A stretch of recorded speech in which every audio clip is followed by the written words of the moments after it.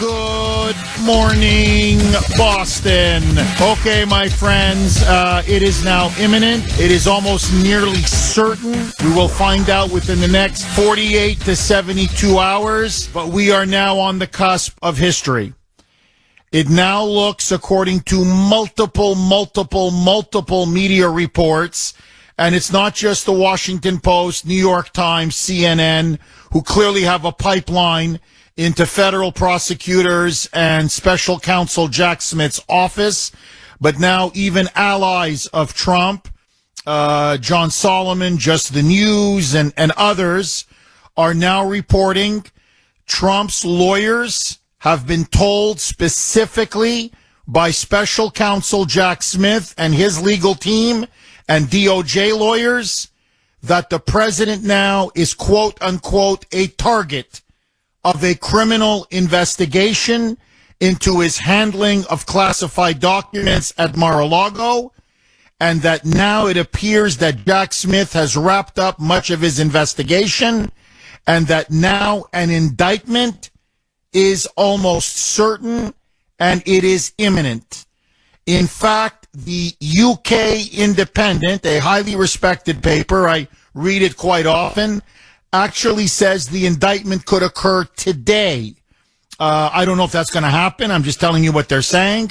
Many are saying Trump could be indicted tomorrow or early next week at the absolute latest. But what is now clear is that the clock is ticking.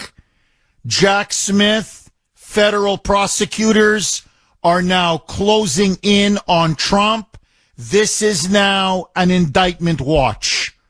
The only question now is not if, but when. And President Trump went on Truth Social, said he has not been told anything, or no one has said anything to him, that he is going to be indicted. But he goes, I know I'm a target. I know they've weaponized the FBI and the DOJ to get me. And he is now assuming and preparing for the worst. My friends, according now to what people within Jack Smith's office are saying, what they're saying now within the special counsel's office, what they're telling the media, what the Department of Justice is leaking to the media, they're going to try to indict, in fact, they're going to indict Trump. They're going to get a federal grand jury, one in Washington, another one in Florida. They're going to try to get these two federal grand juries to indict Trump on essentially two charges. One, and this is the one Washington, D.C. is going to focus on, that Trump mishandled sensitive classified information. In particular, they know the argument that Trump is going to make, and they know it's a very powerful argument, which is the president has the right to declassify. And not only that, but there is no formal procedure to declassify. The president ultimately has declassification authority. So the documents that Trump had, clearly he was entitled to have. They're going to counter with this argument that in Section 793 of the Criminal Code, they're really fishing. They're desperate now to get him. They're really desperate. They're going to claim that if you hold national defense information related to national defense, and if you possess it, transmit it, hand it over, whatever, if you retain anything to that, of that effect, that you can be charged, no matter who you are, for up to 10 years in prison. So they're going to get him, or they're going to try to get him, on having essentially classified documents relating to national defense. The second charge, and this is why now they're calling witnesses to a grand jury in Miami, in Florida, is they're going to try to get Trump on a process crime. They're going to try to get him on obstruction of justice regarding the raid on Mar-a-Lago, and the handing over of the documents to the National Archives, and they're going to try to get him on making certain false statements. So, Florida grand jury will deal with obstruction of justice and making false statements. The Washington grand jury, they're going to stretch as much as they can stretch and make it seem that they can get him on the for violating classified information or holding classified information, sensitive material, and they believe they can make this case and put Trump behind bars. What is now clear is that now they're making their move to finish Trump. They believe they can wound him. They believe they can tie him up in the courts. They believe they can tie him up in front of a Washington grand jury, in front of a Florida grand jury.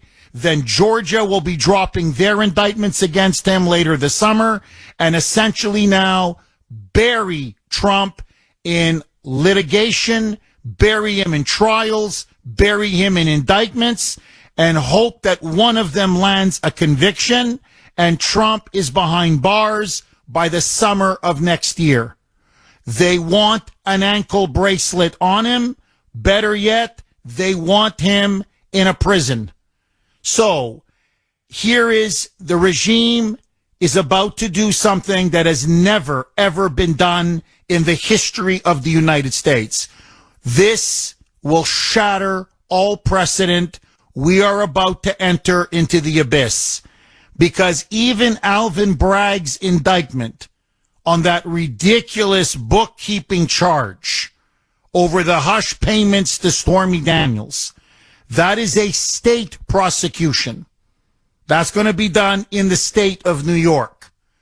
What they're going to do now through the special counsel, Jack the Rat Smith, the Rat is now, along with Merrick Garland and Joey, that cabal of criminals. They now are going to specifically indict Trump on federal charges. No current president, no former president has ever been indicted by federal prosecutors. They have never been indicted for so-called federal crimes. And they're doing this against the leading presidential candidate in 2024. Trump clearly leads the Republican primary field. It's not even close. He's leading by 35, 40 points. It depends which poll you look at. And in head-to-head matchups, in most polls, he clearly leads Biden. I don't mean by 1 or 2 points, 5 points, 7 points, 8, 9 points in some polls. And yet, they are now going to indict him.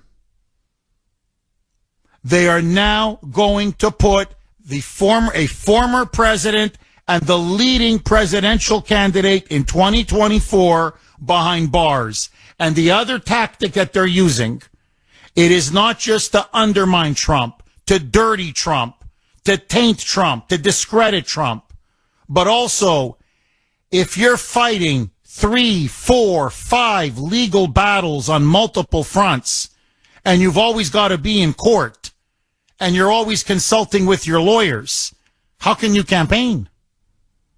And if you do campaign, the only question that's going to be hanging over you is whether you're going to go to jail over Alvin Bragg, or whether Jack Smith, or over Georgia, or whatever it is they're throwing at him at a certain time. So the conversation, the entire focus of the debate will be on these clouds, this sword of Damocles that now hangs over Trump's head. He is now a political dissident. He is now a marked man. He is now effectively a political prisoner, and he will be once they indict him. Now, what is obvious if you look at any of this, what an absolute joke this entire indictment and this entire process is. We are beyond third world banana republic. We've already talked about Alvin Bragg. Let that go for a second. If they try to go after Trump on classified documents, Number one, Joe Biden, 1,850 boxes full of classified documents, some of them in his freaking garage. And you don't go after Biden?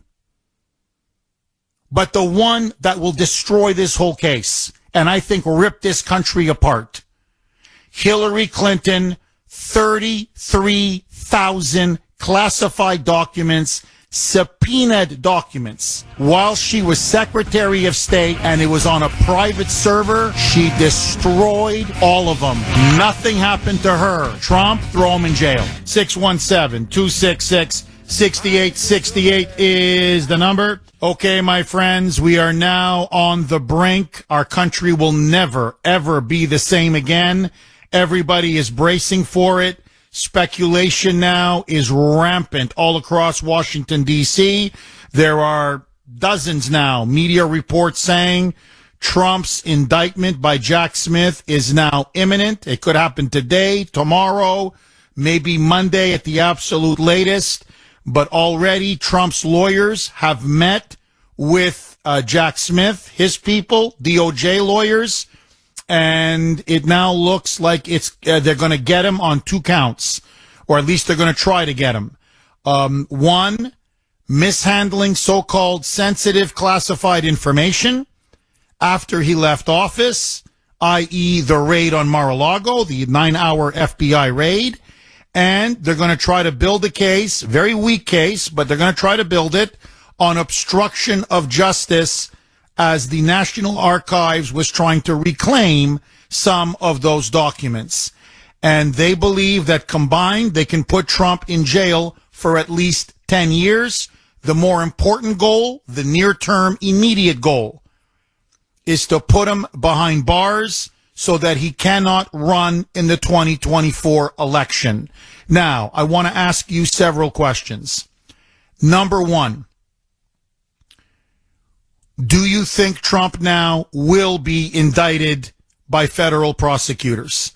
This has never, ever happened before in the history of the United States, that a former or current president federally indicted, and he will be frog-marched, and he will then have to go in front of a judge and a jury, probably in Washington, D.C., and maybe even now in Miami, and he will have to fight now for his very life.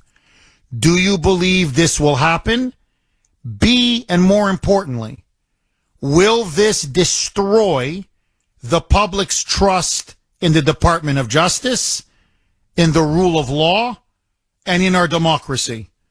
Because what is clear, and there is no question about this, Hillary Clinton destroyed 33,000 top secret classified documents that were subpoenaed, which she held on a private illicit server, in which her aides, she didn't just erase them, bleach bit them, her aides literally took hammers and destroyed the phones. And that contained very sensitive information that looks very likely that the Chinese and the Russians and others had hacked and essentially pilfered from her. And yet nothing happened to her. Nothing. She didn't spend a day in jail. She was never indicted. Chappaqua, Whitehaven were never raided by the FBI. And she was just a Secretary of State. He's the President of the United States. So, Hillary, no problem. If you're a Democrat, you can break law after law, commit treason after treason, violate act after act, and nothing happens to you. Joe Biden, as I mentioned in my opening monologue, 1,850 boxes of classified documents. 1,850 in unsecure locations, in his house, in his den, in his garage, at the Biden Penn Center, funded by communist Chinese officials. I mean, it's his open knowledge. and nothing happens to him? Nobody raided his home? Nobody raided Rehoboth Beach? Instead, cover up, cover up, cover up. So what's going to be exposed, not just in the eyes of the country, but in the eyes of the world, is that we have a two-tier justice system in the United States. That if you're a Democrat and you commit the most serious crimes, nothing happens. But if you're a Republican and you do nothing wrong, it doesn't matter. They can destroy you, and they will destroy you. And I'm telling you, what this is going to do, it is going to shatter the voters and the public's confidence in the rule of law in the United States, in any sense of elemental fairness, in trust in any of our institutions, and in our democracy itself. And this will be a moment from which we will never recover, and it will unleash uncontrollable passions. And in the eyes of the world, we will be rendered a joke. No different than a third world banana republic. You don't go after former, current presidents on such thin, flimsy, frankly ridiculous charges. As I've said many times, if you're going to go after a president or a former president, it has to be on the most serious, substantive charges with overwhelming evidence that the whole country can see and recognize. Instead, they're going to try to get him on some dinky violation regarding the National Archives, over haggling over documents. And by the way, it's coming out now which documents they wanted. You're not going to believe this. The documents they wanted had nothing to do with so-called national security. It was a letter that Obama left for Trump. His letter that he left on the desk for Trump when Obama left office and Trump came in, and it was a letter between Trump and Little Rocket Man in North Korea, Kim Jong-un. Private letters and personal correspondence that all presidents take with them. And you want to destroy this country over that? Jeff Kuhner, Boston's bulldozer, cleaning up the liberal bull. Okay, I never thought it would come to this, but here we are. We are now literally on the edge. It's going to happen any day now. It could happen even today, tomorrow, I think Monday, most likely at the latest. I mean, we shall see. But now the wolves are starting to circle President Trump. Jack Smith, as essentially the special counsel, has now wrapped up his investigation, at least into the Mar-a-Lago raid. And he is now getting the grand jury in Washington ready to indict the president for allegedly mishandling classified documents after leaving the presidency, leaving the White House. He now also wants to load up other process crimes, obstruction of justice, maybe making some false statements. He wants Trump behind bars for at least 10 years. This would be absolutely unprecedented. No president ever, current, former, has ever been indicted by federal prosecutors. And I am telling you that if the Democrats go down this road, it is going to make Trump stronger.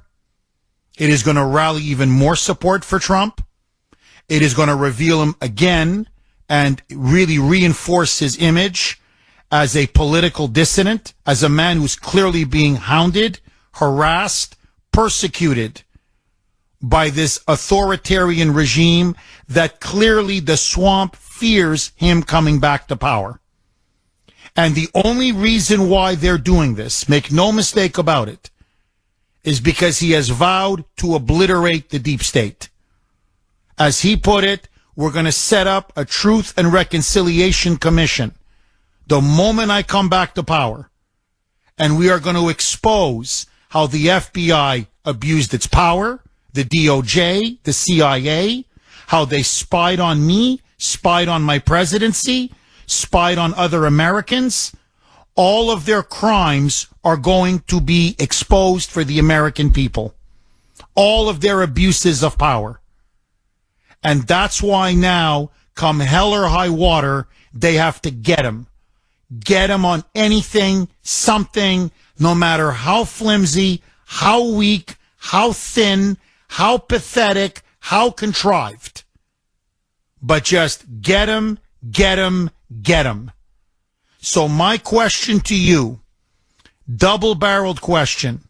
Number one, do you think now Trump's federal indictments, not state like with Alvin Bragg, but now a federal grand jury, federal prosecutors, do you believe now Trump's indictment is imminent? And will this be the end of our constitutional republic? Will this shatter, destroy the public's trust in the rule of law, the fair application of the law? Will it destroy trust in our democracy and in the rule of law? I believe it will. It will break our country, and we will never be the same again. Agree, disagree, 617-266-6868 is the number. Rob in Idaho. Thanks for holding, Rob, and welcome. Jeff, can you hear me okay? I can hear you. Can you hear me? Okay, yes.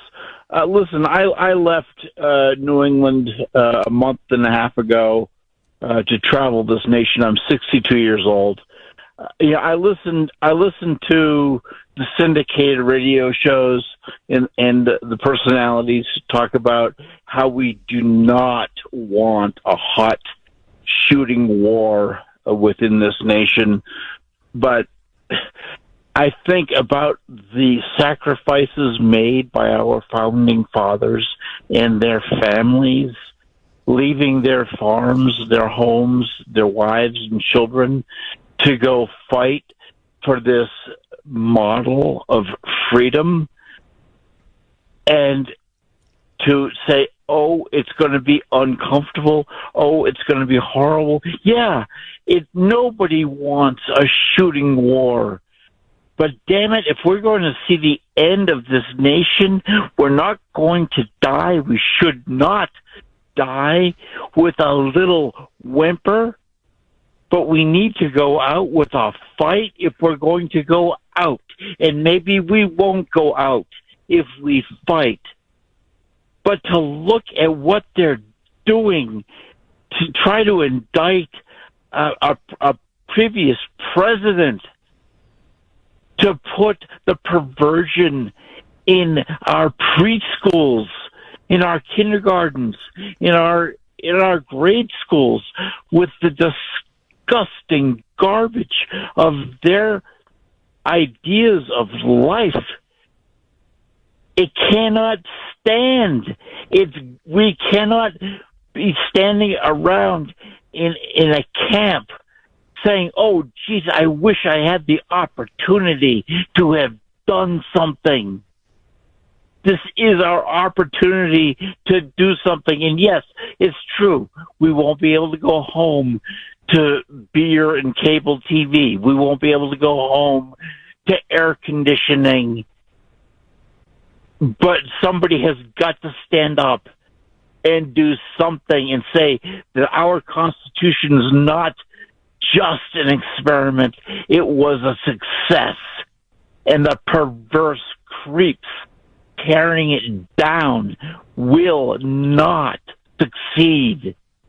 Jeff, Rob, I hear you. Look, Rob, let me just say this, and I'm just speaking from the heart. You say you're traveling the country, and it's a beautiful thing to travel our country because we have one of the most beautiful countries in the world. We really do, with the greatest people in the world. So I kind of, in some ways, I kind of admire and I envy you because I wish I could be doing a trans-country trip. Syndicated radio, most of it is garbage. It's all corporate. It's all corporate run. They sell their souls for a lucrative contract. And so it's always managed, controlled opposition. Not one of them has a truly independent, authentic voice or an independent, authentic bone in their body. I'm just being honest with you. Now, as to the heart of what you're saying, this is going to blow up in their face. I truly fear what they're going to do. It's going to blow up in their face. And I'm going to be honest with you, Rob. I don't fear violence. I really don't. I fear something even worse. I think, number one, Trump's going to have 100 million supporters. I think politically, they are now shooting themselves in the head. Politically, this is going to be a disaster for the regime. Trump will be seen around the world as a political dissident, as a political martyr, as a political prisoner. America will lose its reputation, I'm telling you right now, as a beacon of freedom and democracy. The rest of the world is going to laugh at us. China, Russia, Iran, they will use this. In fact, I'm telling you, they will go to the UN and condemn this, saying, you lecture us on human rights abuses. And here you are putting a former president in jail? By the way, the president of Mexico has made that point. Colombia, El Salvador, they've all come out and said, if we did what you're doing now to Trump, you would be imposing sanctions on us and lecturing us. So our international standing, our international credibility, gone. They're flushed right down the toilet. I think here at home, people are just going to say, no, we don't live in a constitutional republic. It really is over. No, we don't have a true democracy. It's a lie. No, we don't have the fair application of the rule of law. No, because they can't hide the fact that James Comey admitted when he was FBI director that Hillary Clinton did have 33,000 highly sensitive classified documents. And she did put them on an illicit private server, which is illegal. And that they were subpoenaed. And she did destroy them. And she did erase them. And then they took hammers and they smashed the freaking phones that they were on, destroying evidence. So there's your obstruction of justice. But he said, it was the intent. I don't know if we can prove intent. So they didn't go after Hillary. But now, all of a sudden, we're talking letters between Obama and Trump. Letters, personal letters between Trump and Kim Jong-un, which, by the way, Trump has every right to keep. You're saying this warrants putting a president in jail for 10 years? It's beyond laughable. 617-266-6868 is the number. Mike and I were just talking about this off air, and I'm just curious. He's going to get indicted now. It's almost certain. I mean, anything can happen at the last possible second, but all the signals, everything they're leaking, it's obvious they're building now to an indictment, a criminal indictment, federal indictment. First time in U.S. history this has ever been done. It's going to break the dam. There's no question. I'm just curious. How do you feel about what will you do if Trump is indicted? In all honesty, how do you feel about it? Are you sad? Are you angry? Are you resigned? Maybe for some of you, are you happy? Is this the day you've finally been waiting for? And how will it affect you? And most importantly, what do you think it's going to do to the country? Will it permanently break the country? I believe it will. That's just my honest opinion. I think people are going to lose confidence, complete confidence in all public institutions, in our Department of Justice, in the rule of law, in our democracy. I think so will the world. I think the eyes of the world will never see America in the same way again. And again, it's not because you're going after a president or a former president. It's that you're going after him on such flimsy, weak, almost frankly pathetic, bogus charges. I mean, it's so obvious. You just want to get him. It's really third world banana republic garbage. But here we are. I can't believe it, but here we are. 617-266-6868 is the number. Lines are jammed. John in Westford. Thanks for holding, John, and welcome. Hi, good morning, Jeff. Hi, John. I think there's another reason, too. Yes, they want to go after Trump every which way possible, but they want to make it into a really big deal, these documents, these boxes. And so in a few months, I mean, this is just a conspiracy theory, they'll impeach Biden on the exact same thing. And then he can step down, they can pardon him, he can pardon his son, and then historically it will be looked at as though, well, yeah, they got him, but on something that everybody does. It's the same thing Trump did. And that would, I mean, it gives them an exit ramp because the noose is closing on him. I mean, this is treason. This is serious stuff. They need to get him out of there, even though the media is not playing it that much. But this would be a good exit strategy for Biden, for the family. And then it will also, in the public eye, make it seem like, yeah, look how bad it was. Trump did it too. We can't, give him the primary. I don't know. What do you think? John, that's a very, very interesting point. Very interesting theory. As I like to say, interesting. Very, very interesting. John, because I let you, it makes a lot of sense. They want to get rid of Biden. They know he's an albatross. They know this guy is he's like an anchor. He's just dragging him down now. They know that. So, and you've got him red-handed on the classified documents. They got him 6 ways to Sunday. So force him out.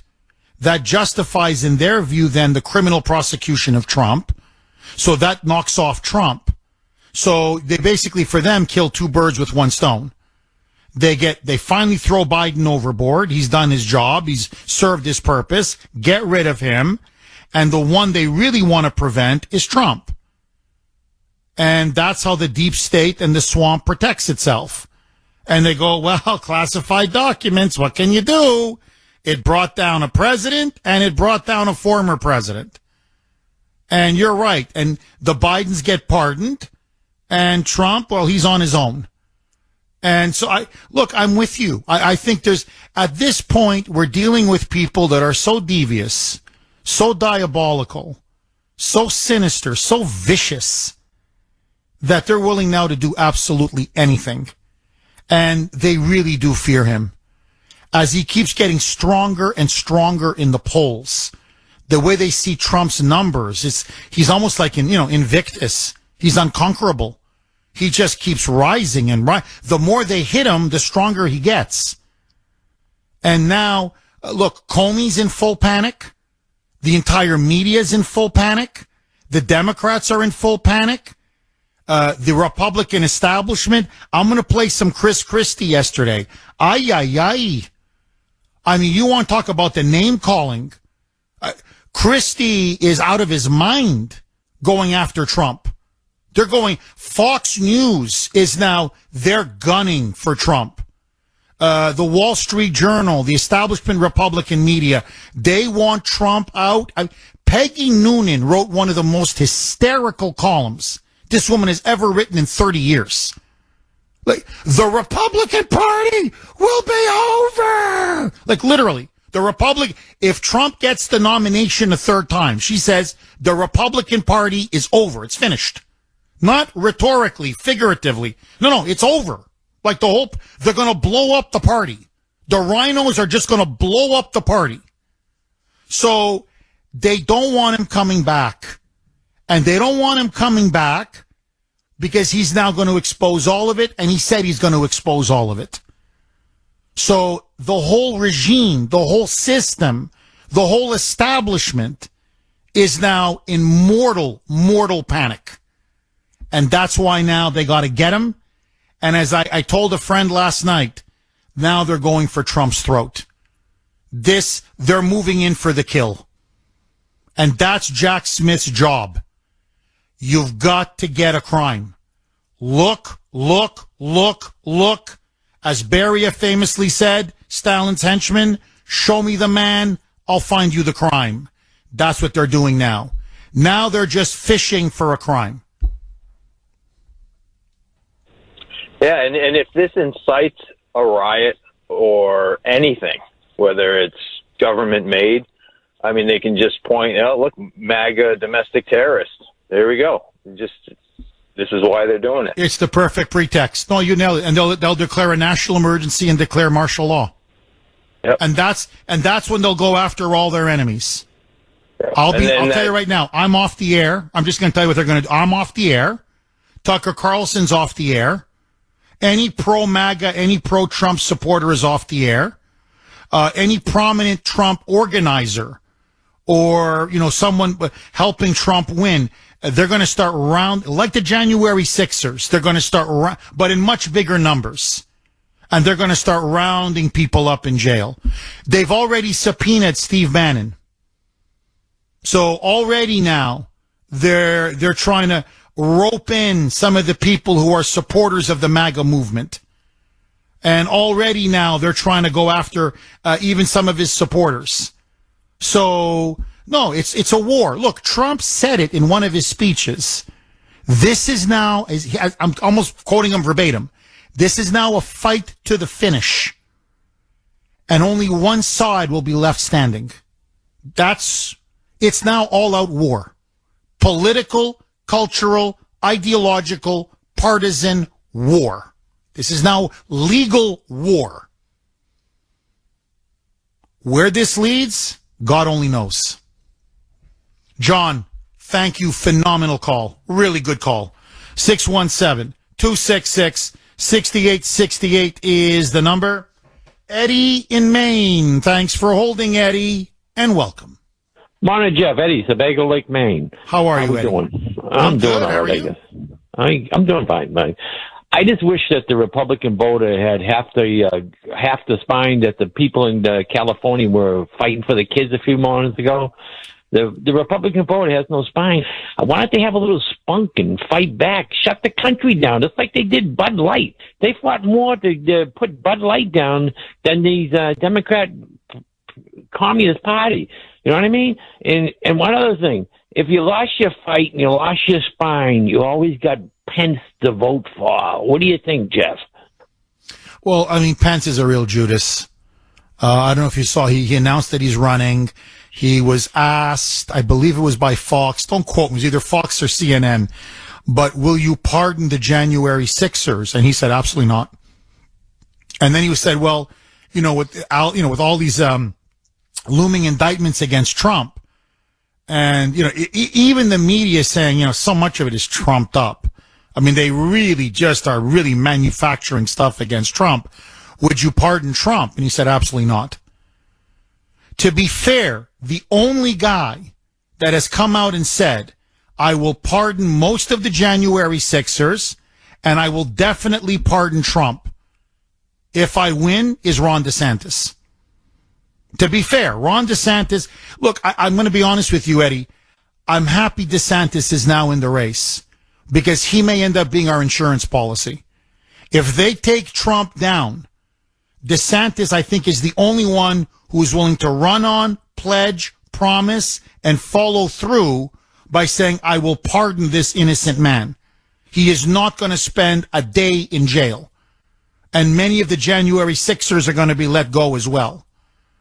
Because the way Christie's now vilifying him, Pence is now attacking him, the way all of these Republicans now, establishment rhino Republicans, they want Trump out just as bad as the Democrats. See, that's the problem.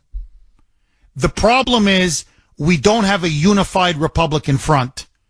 We have these Judases and backstabbers who would love to get rid of Trump and crush the MAGA movement. And that's why every step of the way, they supported Hillary in 2016, they supported Biden in 2020, and now they're going to turn a blind eye when they indict Trump and haul him off in handcuffs. I mean, Chris Christie's already saying it. It was poor judgment. He should never have had those documents. He's his own worst enemy. If he goes to jail, he goes to jail. So they're sharpening the knife to put it right in Trump's back. Right in Trump's back. So, Eddie, that's the problem. Now, what they're underestimating, we're like a sleeping giant. You don't want to wake us up. We're peaceful. We're law-abiding. We're hardworking. We pay taxes. We don't have time to protest. But once you light a fire under us, you don't want to do that. Ask Antifa and those far-left protesters in Glendale, California. Just ask them. Because those Armenian Americans beat the crap out of them. I mean, really, you got the reports now. Those Armenian Americans beat them. They cleaned their clocks. Antifa is never going to mess with these Armenian Christians again because it was the fathers who came out. And they said, no. You're not sexually grooming my kid. I got news for you. They kicked them. They stomped them. They punched them. They beat the you-know-what out of them. So they better be careful because people now, our backs are against the wall. So we shall see. I mean, you can't predict the future. But, Eddie, I'm telling you, they go forward with this, it's going to be the mother of all backlashes. Never in the history of the United States will you see a backlash like the backlash when they indict Trump. Get the backbone to do anything? You do. I do. This audience does. And forget the leadership. Okay, the leadership is useless. So don't even count on the leadership. At best are feckless. They're a bunch of cowards. Or they're colluding behind the scenes to screw Trump. So either they're colluding to take him out, like a bunch of conniving, power-mad Judases, or they're just too cowardly to do anything.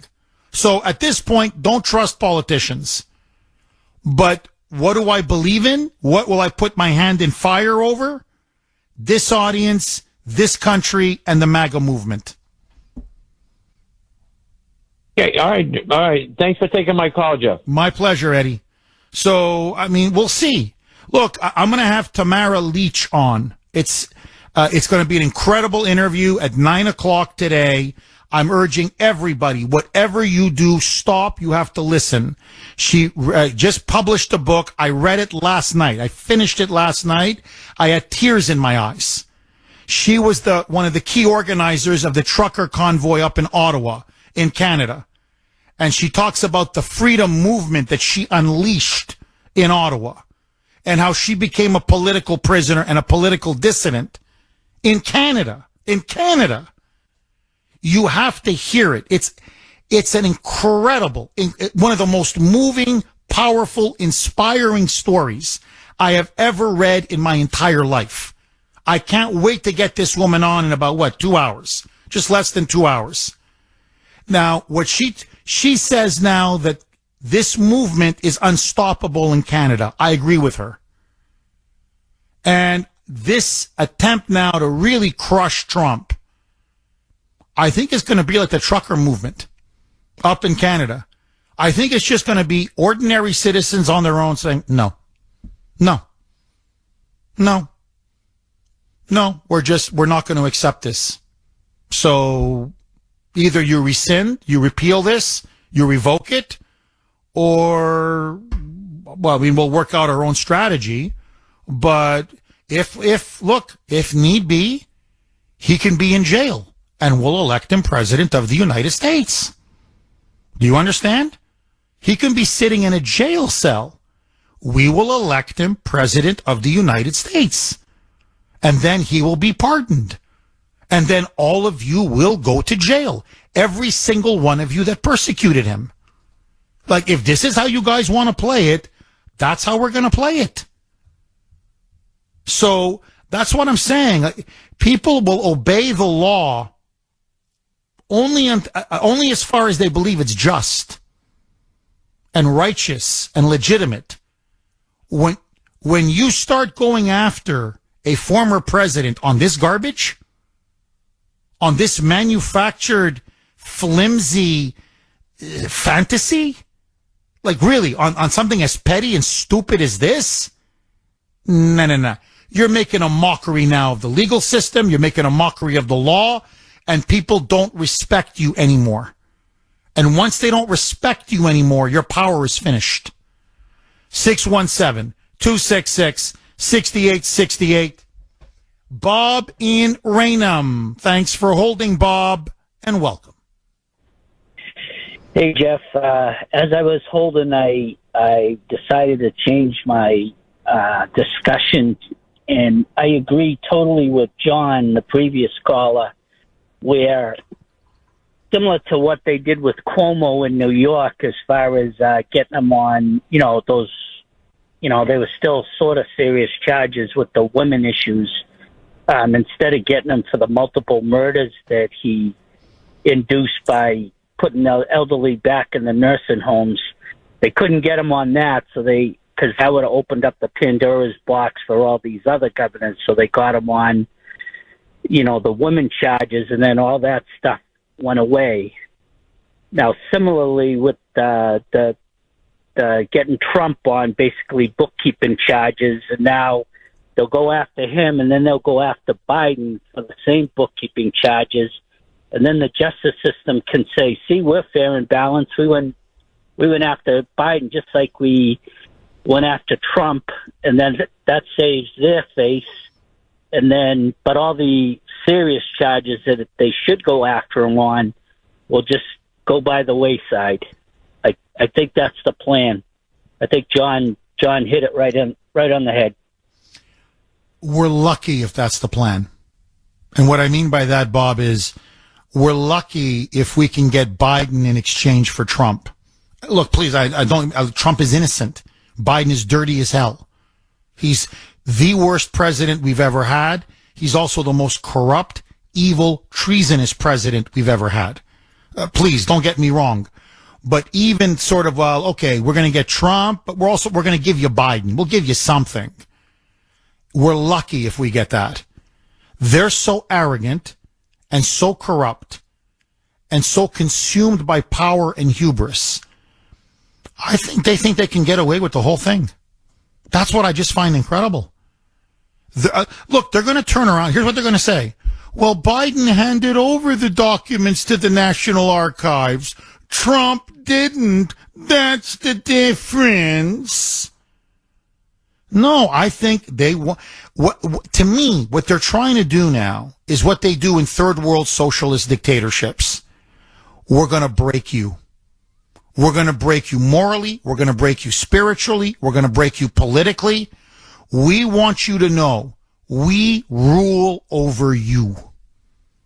Your guy is going to go down. Our people are going to skate. And there's nothing you can do about it. I think, to me, that's the ultimate message they want to send. What they want, look, this is what happens in totalitarian societies. Communism, fascism, take your pick. The people know who their masters are.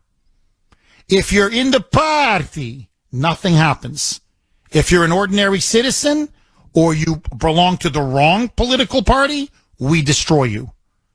So they want us to know there's a two-tier justice system in America.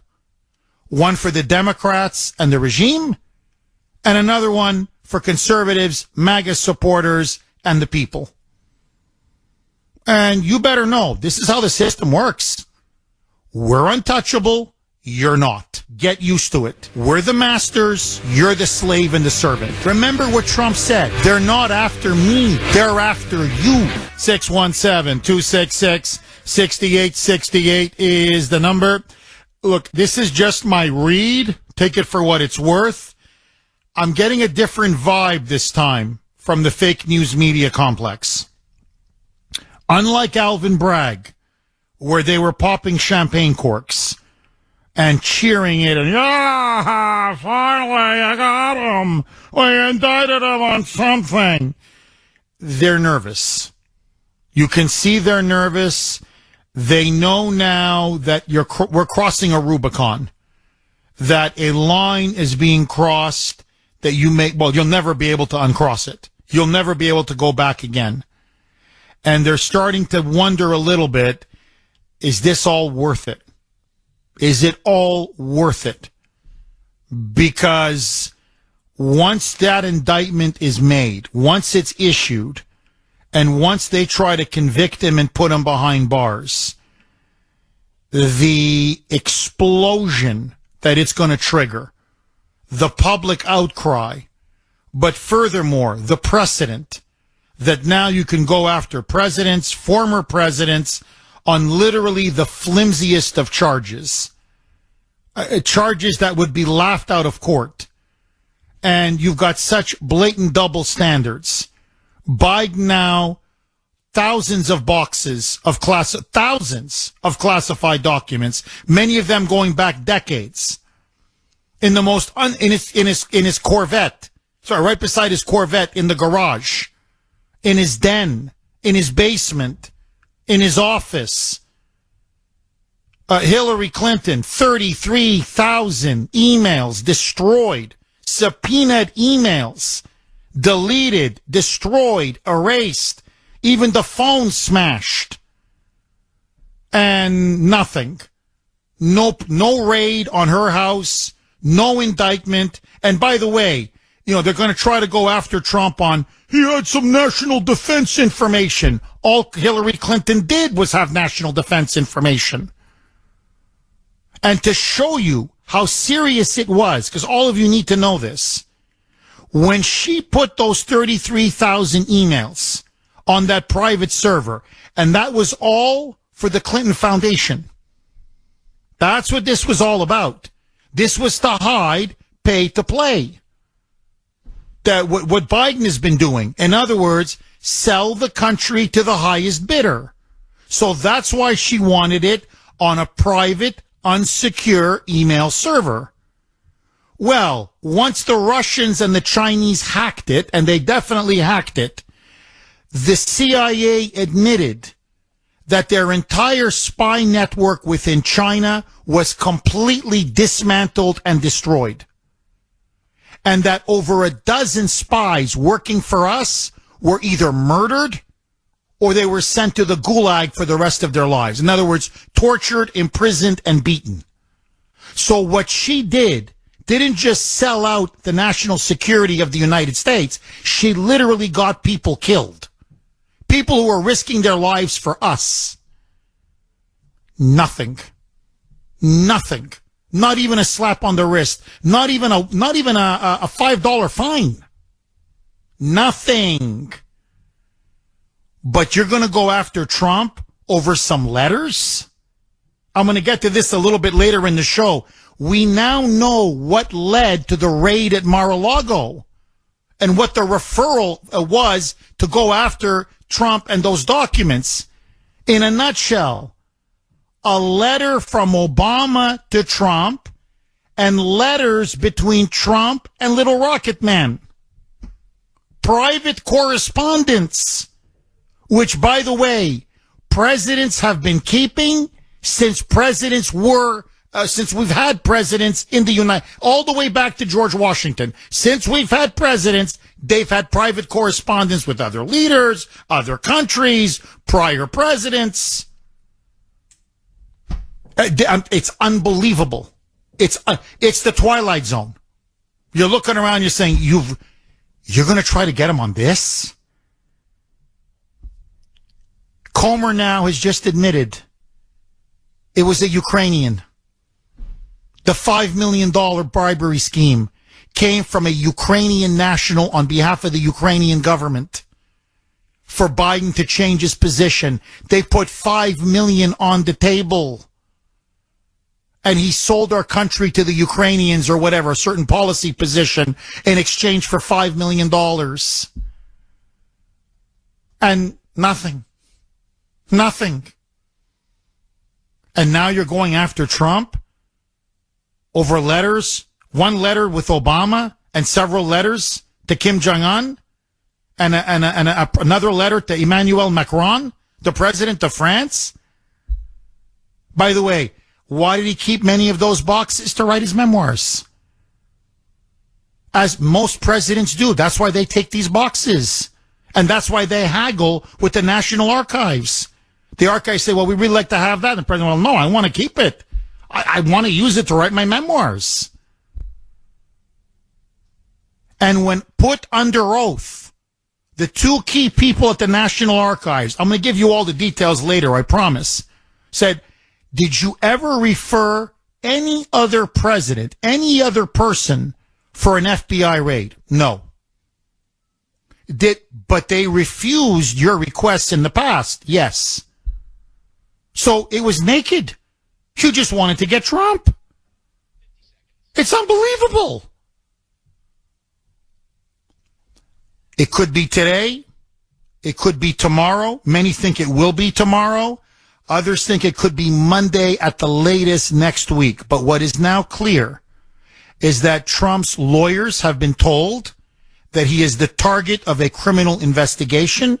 Jack Smith is now wrapping up his grand jury, his investigation, and now he's preparing the grand jury to issue an unprecedented indictment against Trump for supposedly mishandling classified information and obstruction of justice. Jeff Kuhner, Boston's bulldozer, cleaning up the liberal bull. Lou in Peabody. Thanks for holding, Lou, and welcome.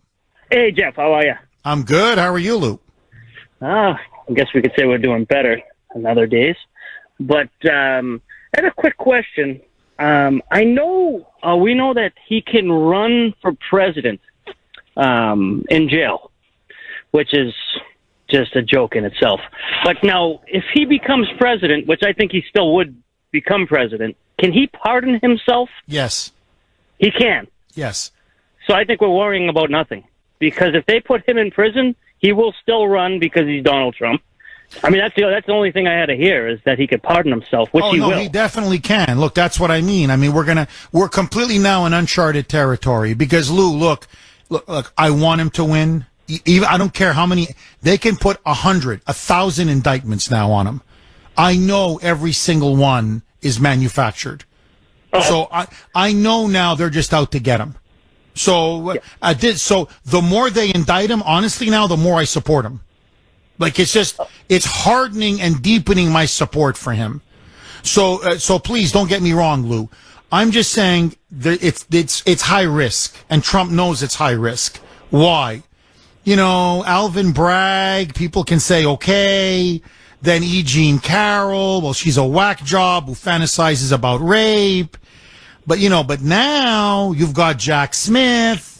You've got, a federal indictment for apparently mishandling classified documents. The worry is that after a while, some people are going to say where there's smoke, there's fire. That it's just too many indictments. It's just too much. And it'll undermine him. It'll damage him. It'll wound him. Just enough for him to lose in 2024. I think they have it. I think they have it backwards there. I really think it's going to help him more than hurt him. But in the long run, if Donald Trump wasn't a billionaire and people look on and they see this, they would have bankrupted 99% of people that would have went against the deep state. Bingo. And Bingo. they did Obama did what he wanted to accomplish. And one thing when I call here, I always try to have people remember, if all of this was done starting in 2008, all done by Barack Obama. He had helpers, yes, Eric Holder, Jarrett, the list goes on and on, but this is Barack Obama. All the way. All the way. Lou, thank you very, very much for that call. 617-266-6868 is the number. Matt on Cape Cod. Thanks for holding, Matt, and welcome.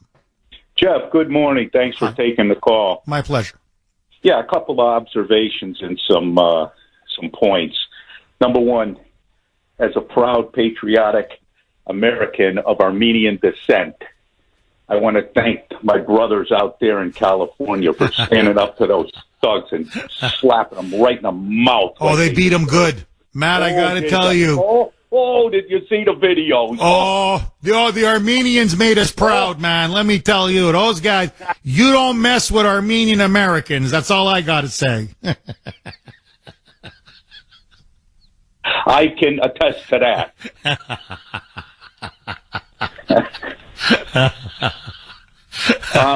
Matt, what do you I was thinking of Trump. You should get a couple of Armenian lawyers working for him. Seriously. I go, Donald, you're hiring the wrong lawyers, man. Get some of these Armenians to be your lawyers. Whoa. I don't think they'll want to mess with you. Matt, what do you make of this looming indictment? It's imminent. Could even be today. UK Independent. I respect them. I'm not saying they're right, but they're a respectable, serious paper. They actually believe it will be today. Others say tomorrow, Monday, early next week. Do you think Trump will be indicted? And what do you think the fallout's going to be? Because you summed it up perfectly. I think the backlash in the country is going to be just unbelievable. And, but you already see, what haven't they done already? What makes you think they won't indict him? They look what they've done over the past 8 years to this guy. Now you've got the Uniparty, that slob Christie, and you got Mike Pence, the Judas, and all of them coming out. They're not gonna pardon him. They're throwing him under the bus. It's the Uniparty coalescing to come around to peel off votes if they can. I'm going to tell you what I'm doing as an unenrolled in the primary. Trump will never win in Massachusetts. I'm voting for RFK just to stick it to Biden. But let me just make another point. And as far as the indictment goes, I kind of thought that they were going to coordinate it around the Comer document release to try to take the media to drive the narrative, arrest Trump, and blow that off the news cycle. But you say, as Barry has said, show me the man and I'll show you the crime. Well, they got it wrong. It's Garland. Show me the man and I'll invent the crime. That's what you should be saying. That's what he is. Oh, I love it. Oh, Matt, in all seriousness, I'm going to start using that. Do I have your permission or? Absolutely, okay. Kuhner, man. No, I mean, I don't want you to, I don't want you patent it or whatever, and suddenly, hey, Kuhner stole my line. I love that line. Show me the man, and I'll invent you the crime. I love it, because that's Garland. That's Biden. Yeah. Matt, God bless you, and thank you for that call. No, it's true. That's how they roll. Show me the man, and I'll invent you the crime. That's their little twist on communism and Bolshevism. Lenin put his little twist. Stalin put his little twist. Well, now Joey and his henchmen are putting their little twist.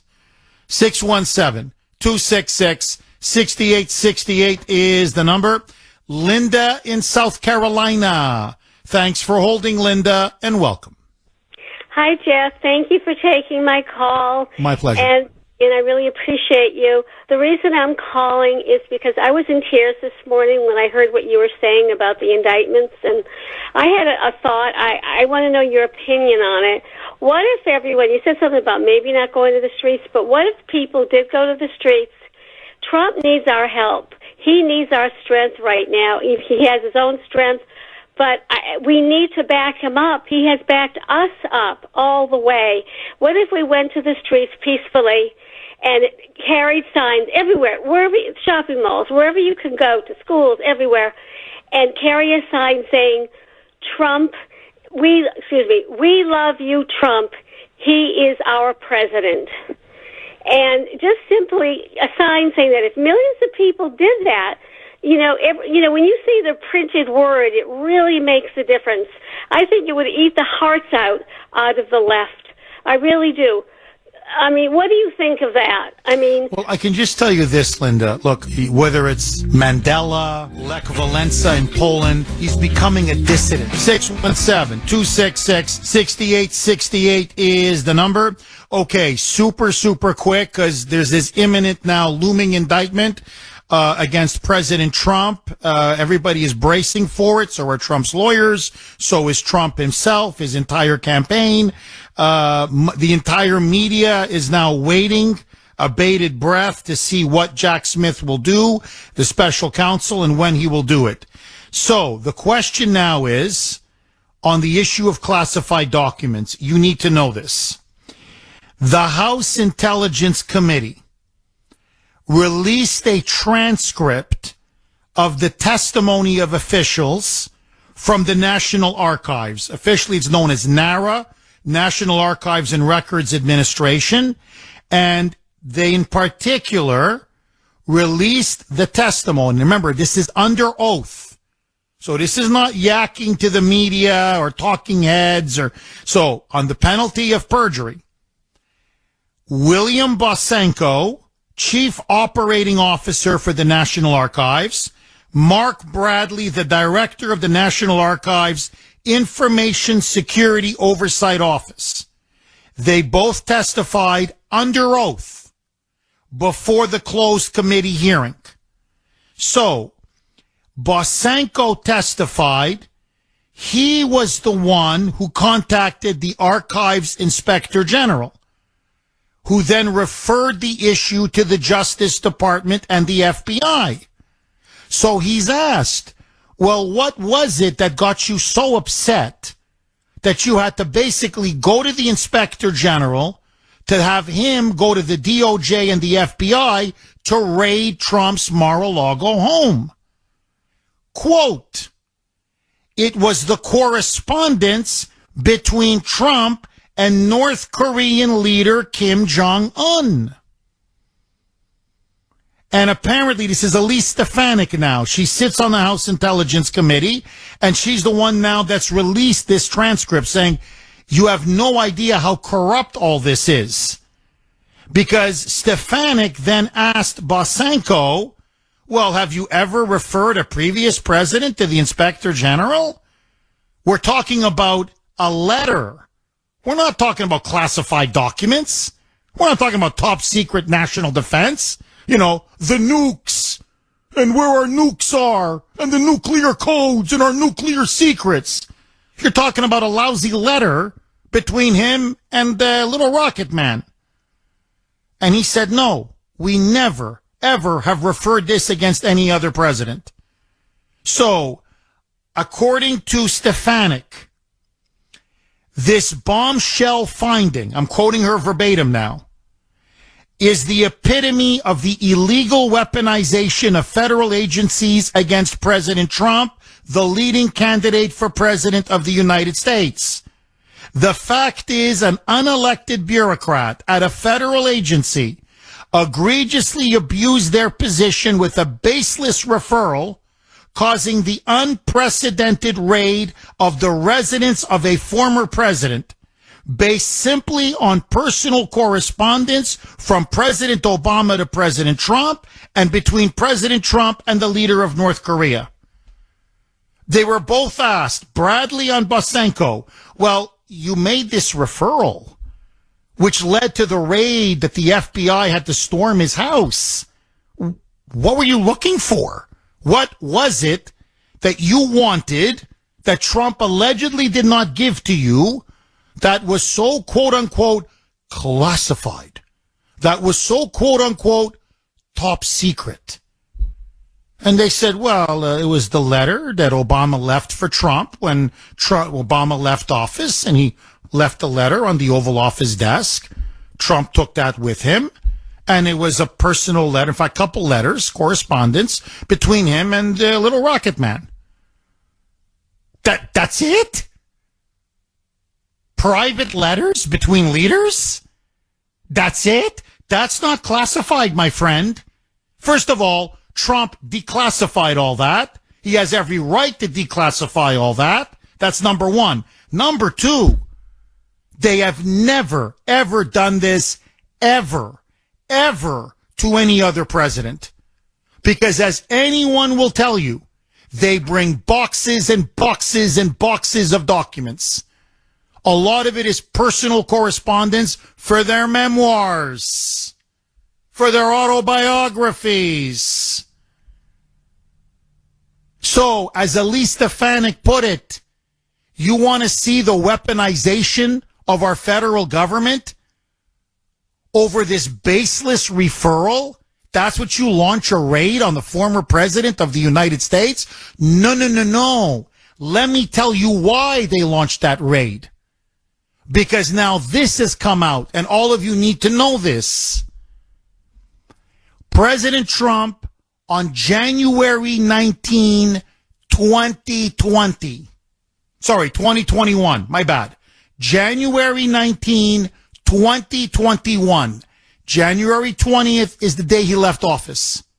The day before he left office, he personally signed a presidential letter that declassified all of the documents relating to Crossfire Hurricane. All of them. Every single one of them. And it shows hundreds and hundreds of documents that reveal Barack Obama, Joe Biden, James Comey, all of them, James Clapper, John Brennan, the CIA, the FBI, the DOJ, deliberately targeted and spied on President Trump. They spied on his campaign, they spied on his administration, and they knew that the Russia collusion hoax was a sham. They framed him in order to launch a coup against a sitting president of the United States. And all of those documents were now declassified by Trump the day before he left office. And he then took those documents with him. And so now it has come out, Elise Stefanik and others have now revealed the FBI had a confidential human informant, a confidential source. They put an FBI plant in Mar-a-Lago. And it was this source that told Garland and Ray where those Crossfire Hurricane documents were. And that's what the FBI was really after. This was a fig leaf. Yeah, we need those letters. Yeah. What they really wanted was not to get information that was damaging about Trump. It was information that was damaging about them. Information that Trump had.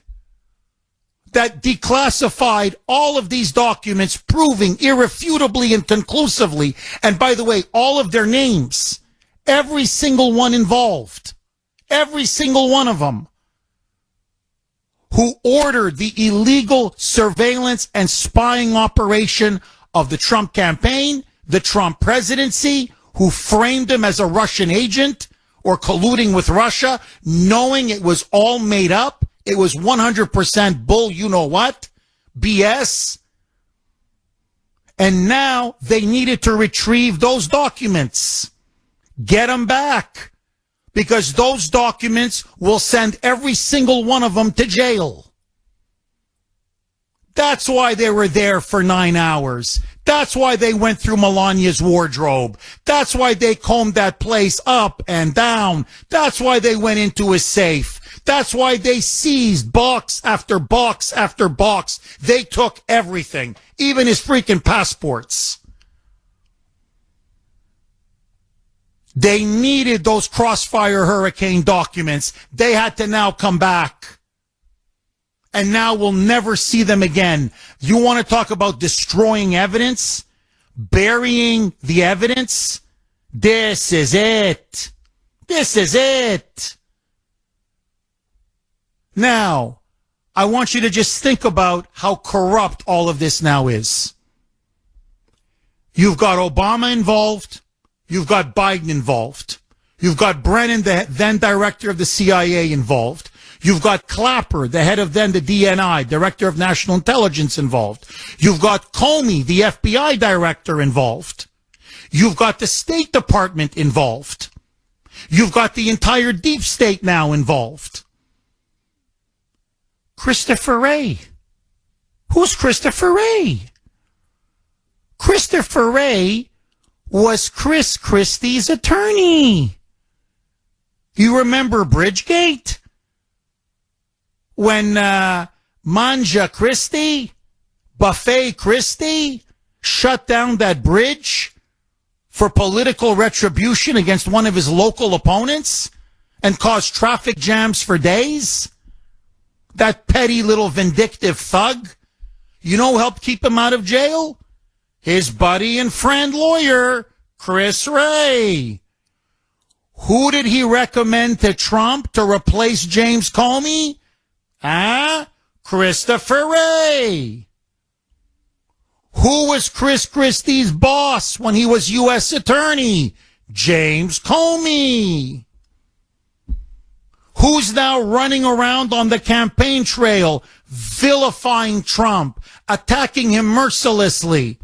Buffet Christie. You see, they're thick as effing thieves. And that's why now they had to raid Mar-a-Lago. That's why they've got to take President Trump out, because he had the goods on him. He had all the evidence he needed to put him away. And now he's telling them, I come back, I'm obliterating all of you. Comey himself said, I'm going to jail. Trump comes back, I'm going to jail. Brennan's going to jail. Clapper's going to jail. Biden and Obama, they're facing potential jail time. Hillary Clinton may eventually go behind bars. In other words, Trump is saying, to hell with it, man. I'm going to clean house. I'm going to expose all of it. All of it. That's why he cannot be the president of the United States in 2024. And here's my prediction. If he continues to get stronger and stronger and stronger and stronger, he's not going to live till 2024. He's going to have a heart attack. He's going to have some disability overcome him. I fear for President Trump's life, because it is obvious now that they are out to destroy, persecute, and crush this man, because they will never allow him to come back to the White House again, because if they do, their entire criminal cabal is not only going to be unmasked, it's going to be brought down. 617-266-6868 is the number. Okay, super quick. Chris Christie now, he's on Fox, he's on CNN. He's the paid assassin. He's the guy they're paying to now just, give it to Trump with both barrels. Cut his political throat. So he went on Jake Tapper, and now again, he's calling him Putin's puppet. So even though it's all been completely and utterly disproven and debunked, it doesn't matter. He keeps calling him Putin's puppet, but it's more than Putin's puppet. Listen now to Chris Christie. Roll cut 17. Mike. There is a record here, Jake, on things both very, very significant on public policy, but even on the trivial. Remember, he used to go after Barack Obama for playing golf. And I remember standing on one of the debate stages one time, and he looked in the camera and said, I will not play golf a day because I'll be so busy fixing all of America's problems. And he wound up playing golf for 260 days. So on promises both big and small, he broke them. He disappointed our party. He disappointed the country. And that's going to be the focus of this campaign. So he plays golf now. Okay, but anyway, so this is what I mean. It's just scorched earth. It's scorched earth. Now, listen to Buffet Christie. Okay? Listen to Manja. Here's Christie talking now about Trump and his entire family being grifters. Roll cut 19. Mike. The grift from this family is breathtaking. It's breathtaking. Jared Kushner and Ivanka Kushner walk out of the White House and months later get $2 billion from the Saudis. $2 billion from the Saudis.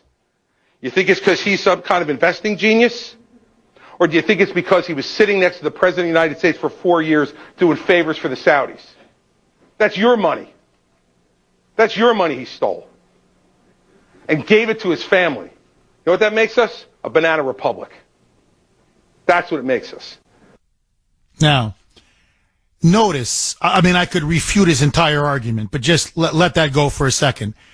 Notice, I'd love to have him on this show, and he's a gutless coward. He won't come on this show.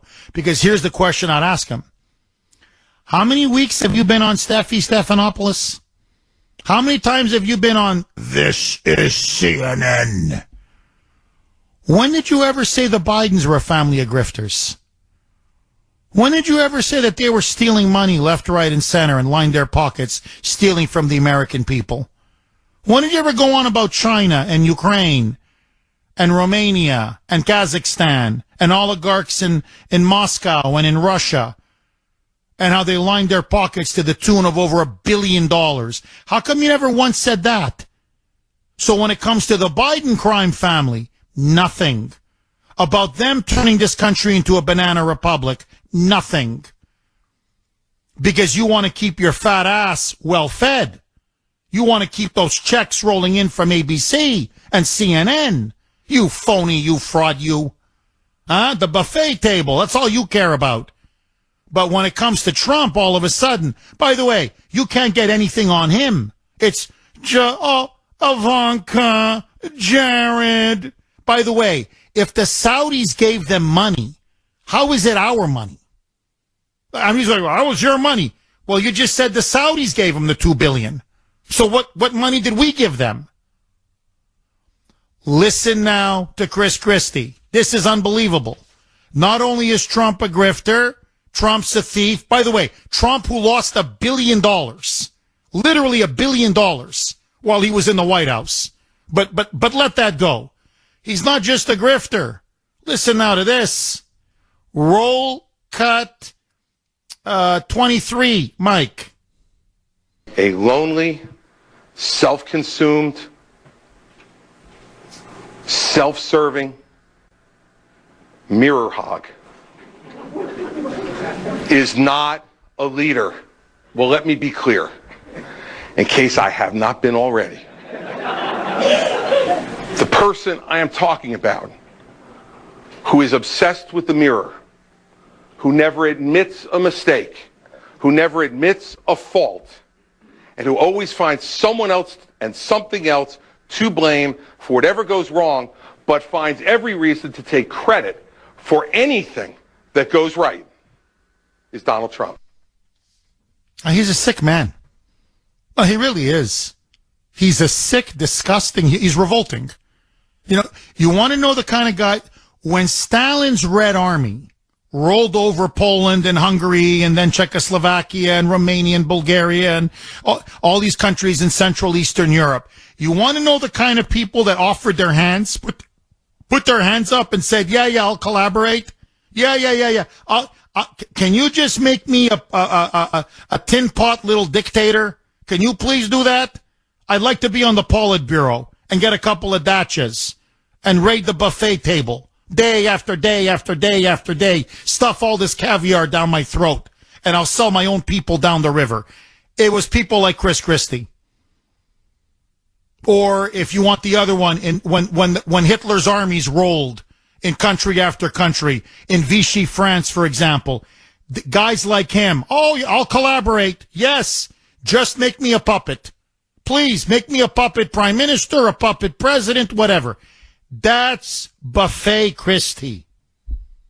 Okay? The ultimate rhino Judas. The ultimate. The Judas of all Judases. Who's the one that begged Trump to be his chief of staff? Buffet Christie. Who's the one that begged him to be his head of the Department of Homeland Security's Department of Homeland Security Secretary? Buffet Christie. Secretary of Labor. Buffet Christie. So you endorsed him in 2016. You begged for a position in his entire administration. And now, because he obviously wouldn't give you a position of consequence, because you're a freaking loser? I am proud to be here to endorse Donald Trump for President of the United States. Yeah, that was in 2016. Remember, that's when he got 7% in New Hampshire. That's when he got his head handed to him. And then he realized Trump was going to win the primary. So like an opportunist, and then that's all he is, the good little rhino opportunist, I endorse Donald Trump. Could you please make me your chief of staff? How about Secretary of Homeland Security? Labor? Give me something. Something. Instead, he went to be the paid mouthpiece, the paid assassin for ABC News and CNN and the lying fake news media. And now, this is the kind of dreck that he's putting on the campaign trail? That's why Republicans don't win. You want to know why Democrats always win? They don't do this to their own party, what traitors like Chris Christie do. That's all this fat slob is good for, is to stab his own right in the back and then jump to the buffet table. Look, I said this to Grace, and I'm going to say honestly, and I'll say it to his face if he comes on this show. The only thing that's good about a Chris Christie candidacy, okay, is for the rest of, because he says he's going to be in New Hampshire the whole time. He's not going to run in Iowa. He's not going to run in South Carolina. He's focusing his entire campaign in New Hampshire. I'm happy for the owners of the buffet restaurants. I really am. Because for the next 6 months, business is going to be good. Very, very good. And to all of you, we got a big audience in New Hampshire. If you like your local buffet restaurant, my advice to you, start going early. Because once Chris Christie gets there, once Manja Christie gets there, there's going to be nothing left. Nothing left. So yes, for the buffet restaurant sector, he's amazing. For everything else, blank off. 617-266-6868 is the number. Okay, so Manja Christie is now in the race. So is Judas Mike Pence. He says if Trump is convicted, he will not pardon him, nor will he pardon any of the January 6ers. My question to you, with an indictment now of President Trump almost imminent any day, almost any hour now, how do you feel? How will you react? And will it change your opinion of Trump in any way, shape, or form? Are you less likely to vote for him? 617-266-6868. To me, it's going to make me even more likely to vote for him. I mean, I'm voting for the guy, but I'm going to want to vote for him even more. It's going to deepen, harden, and intensify my support for Trump, but that's just me. What say you? Frank in Waltham. Thanks for holding, Frank, and welcome. Good morning. You're on fire today. I'm working again. Thank you, Frank. Everything you're talking about is true. How is Trump doing it? You got to know the playbook of Mr. Trump. He's a businessman. He has infiltrated the Illuminati and the deep state. How did he do it? Excuse me for breathing. He was president of the United States. Go back.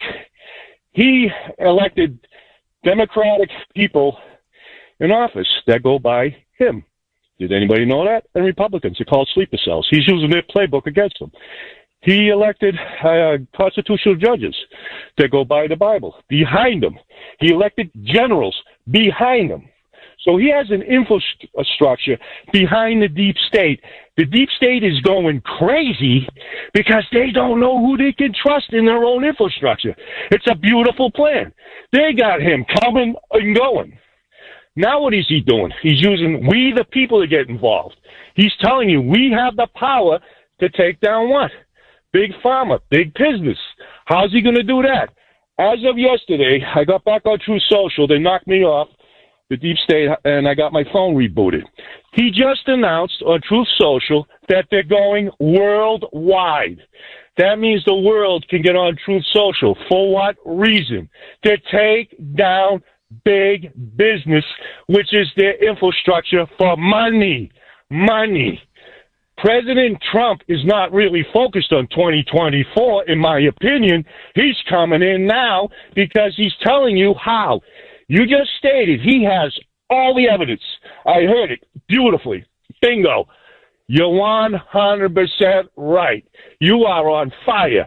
But what's the problem? A person like me that has analyzed this man from day one, gone to the rallies, been part of his infrastructure, and says, Bingo, this guy is unbelievable. And how do I go on that? On the Mar-a-Lago when I was on your station. I stated he's got the best of the ex-people out there at Mar-a-Lago, ex-FBI, ex-generals, ex-everything on board. Everybody says, how come he's not going to jail?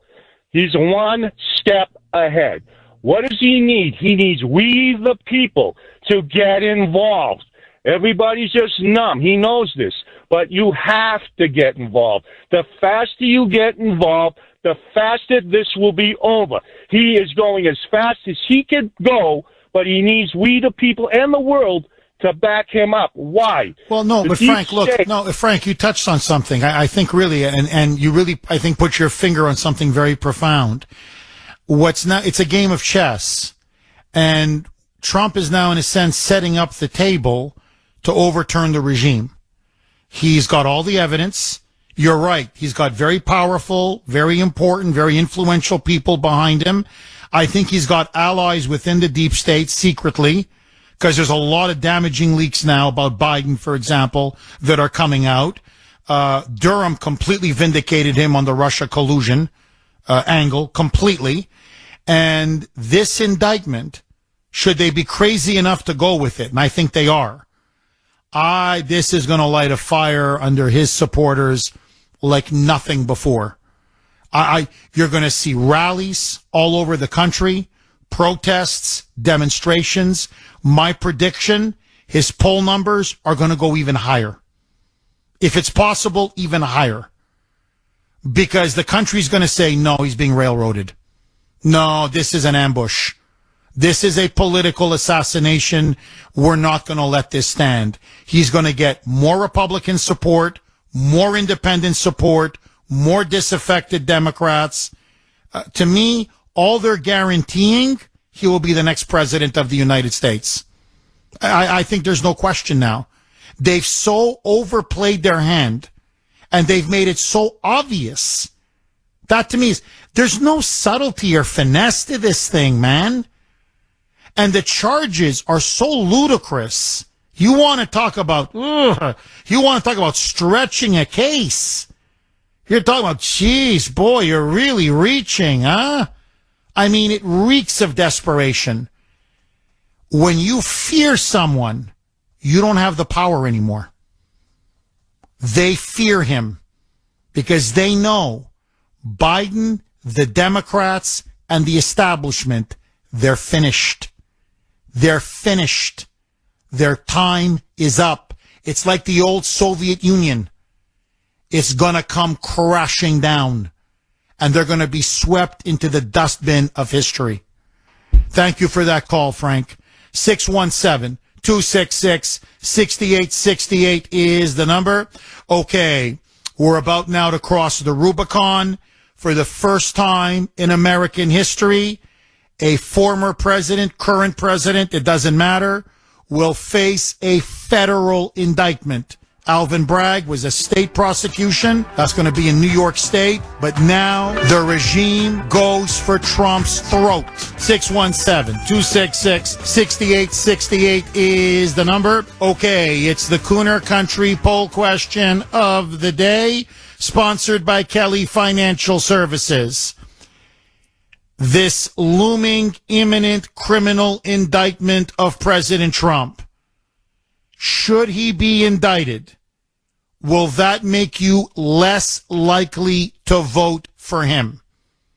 Are you less likely to back him, support him, or are you more likely to back and support him?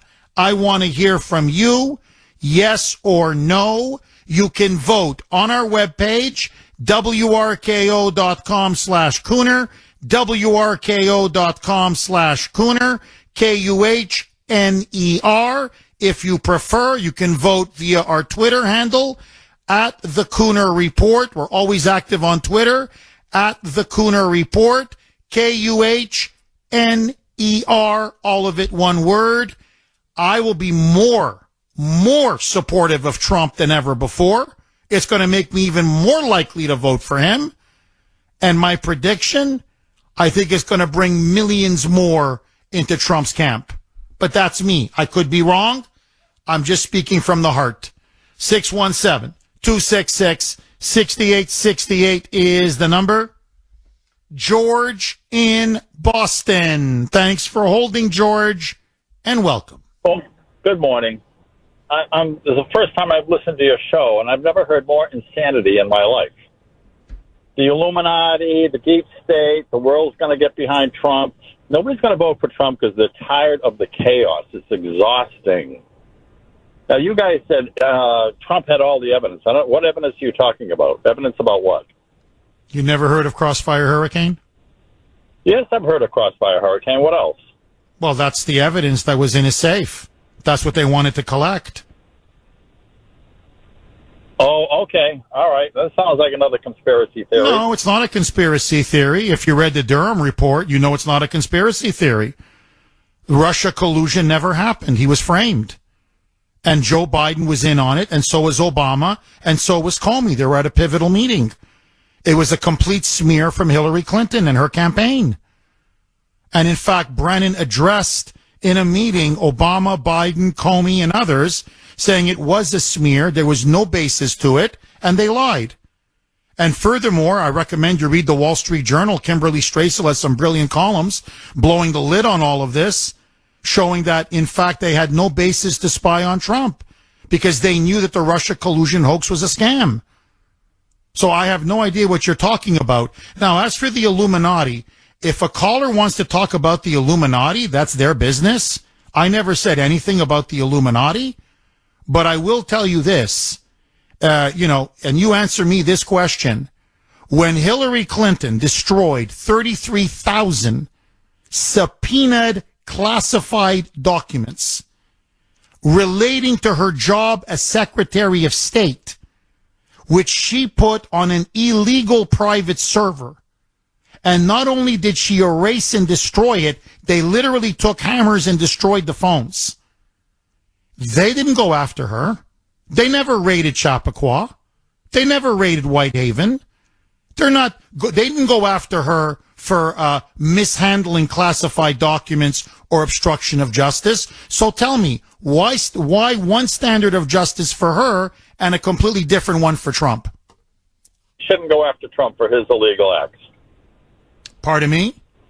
They shouldn't go after Trump then for his illegal acts. I didn't say that.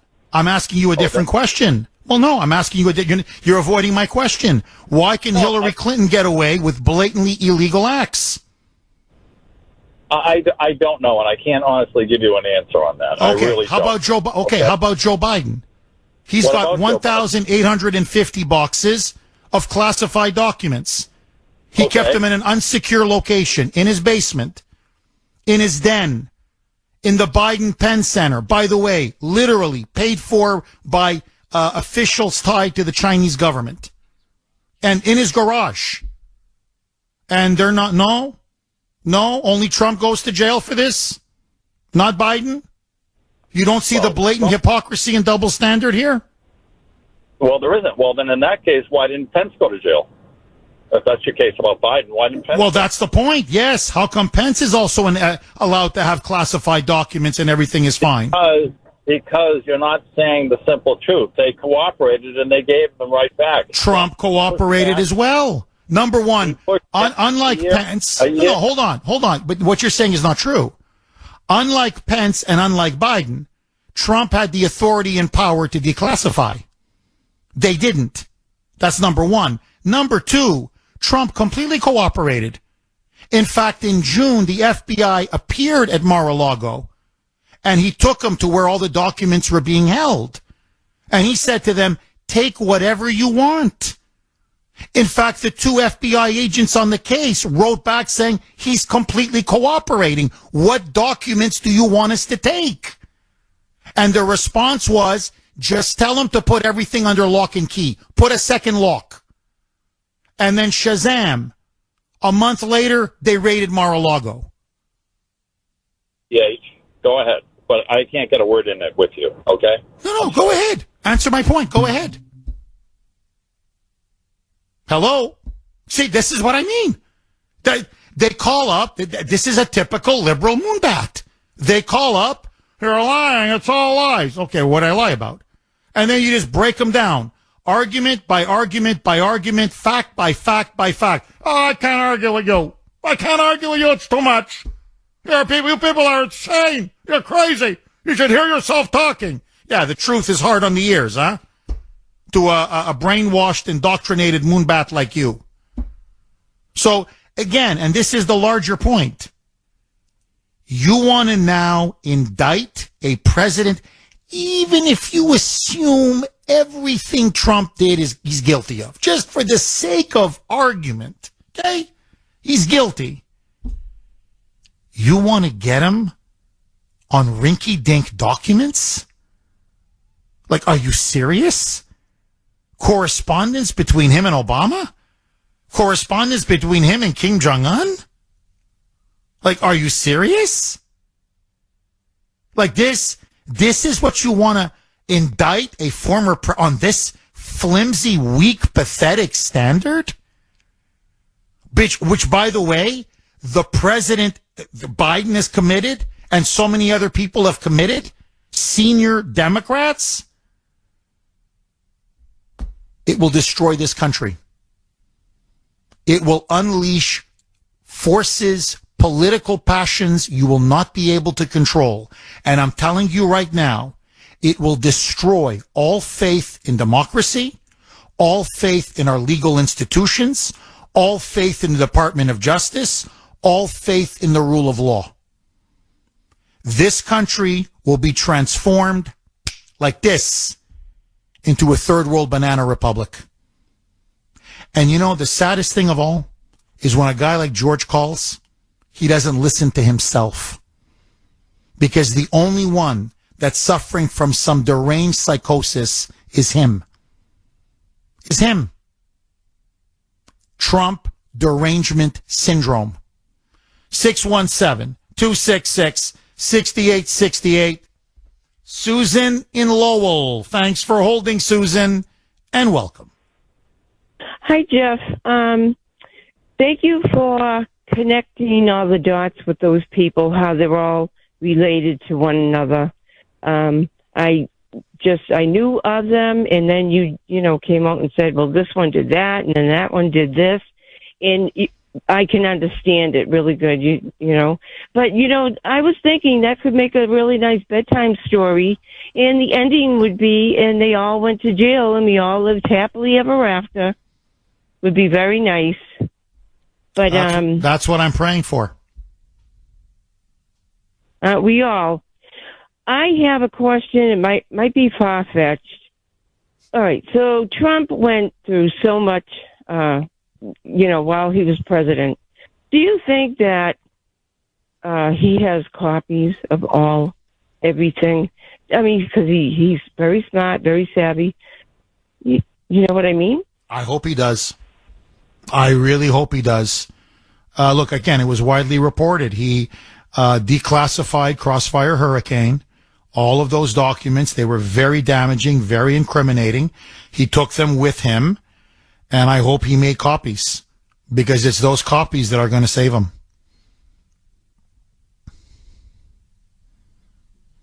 So, I mean, Susan, we shall see. I mean, fingers crossed. Look, it's a game of chicken now. We're on a collision course. And it's the deep state versus Trump. Democracy versus authoritarianism.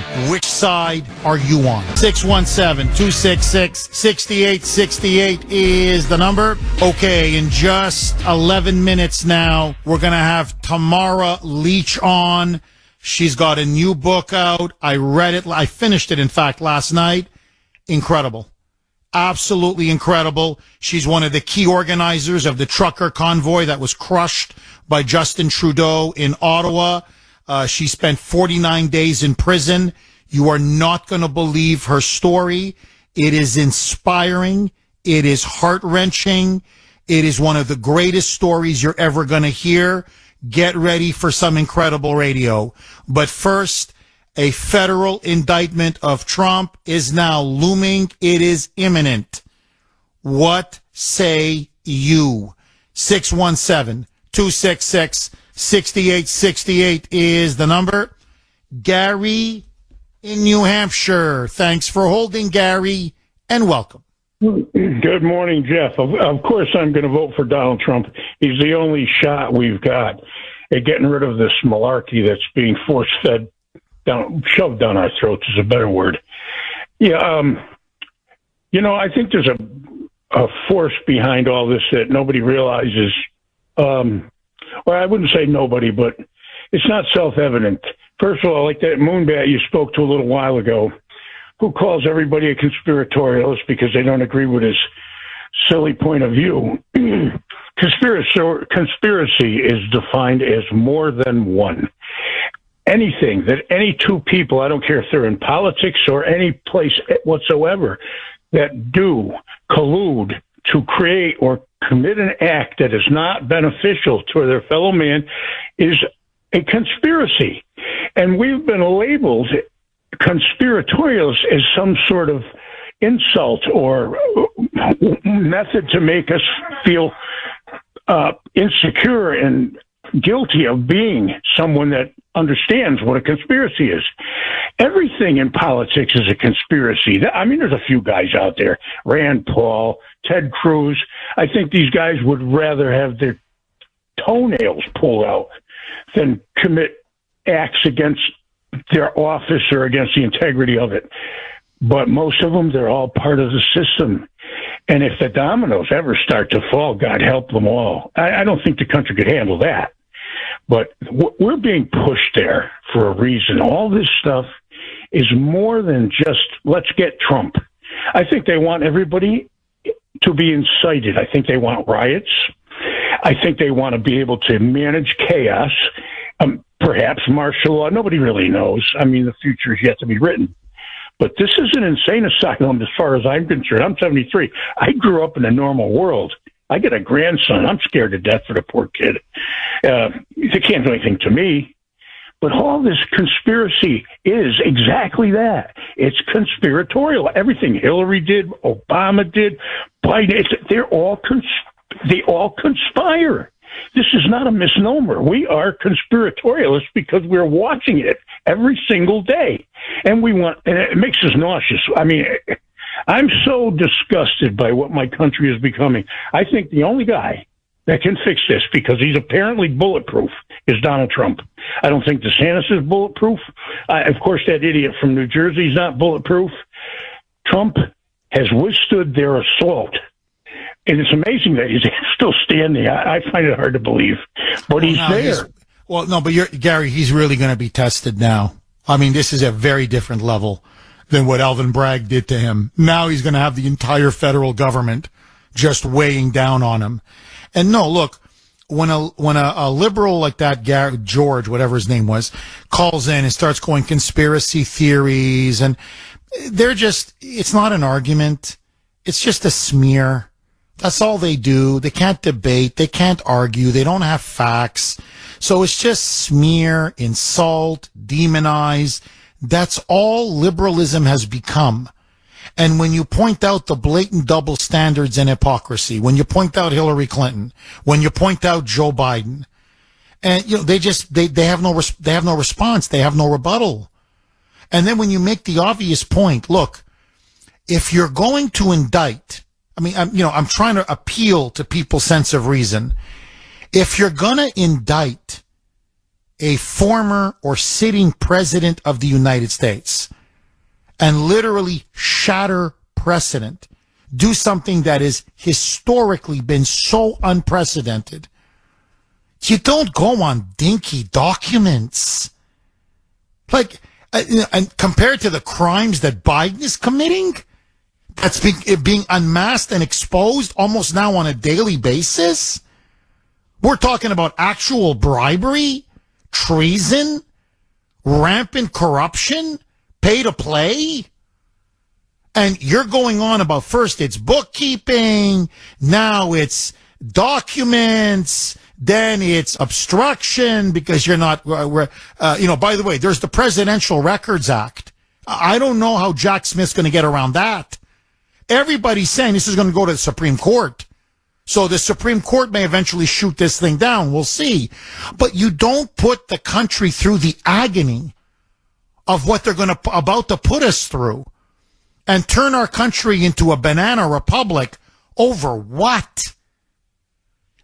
One of the most flimsiest, frankly, pathetic cases you can come up with. So I thought he was an agent of Russia. I thought they could prove treason. I thought they could prove graft. I thought they could prove he embezzled or enriched himself billions of dollars. What happened to all these wild allegations they made?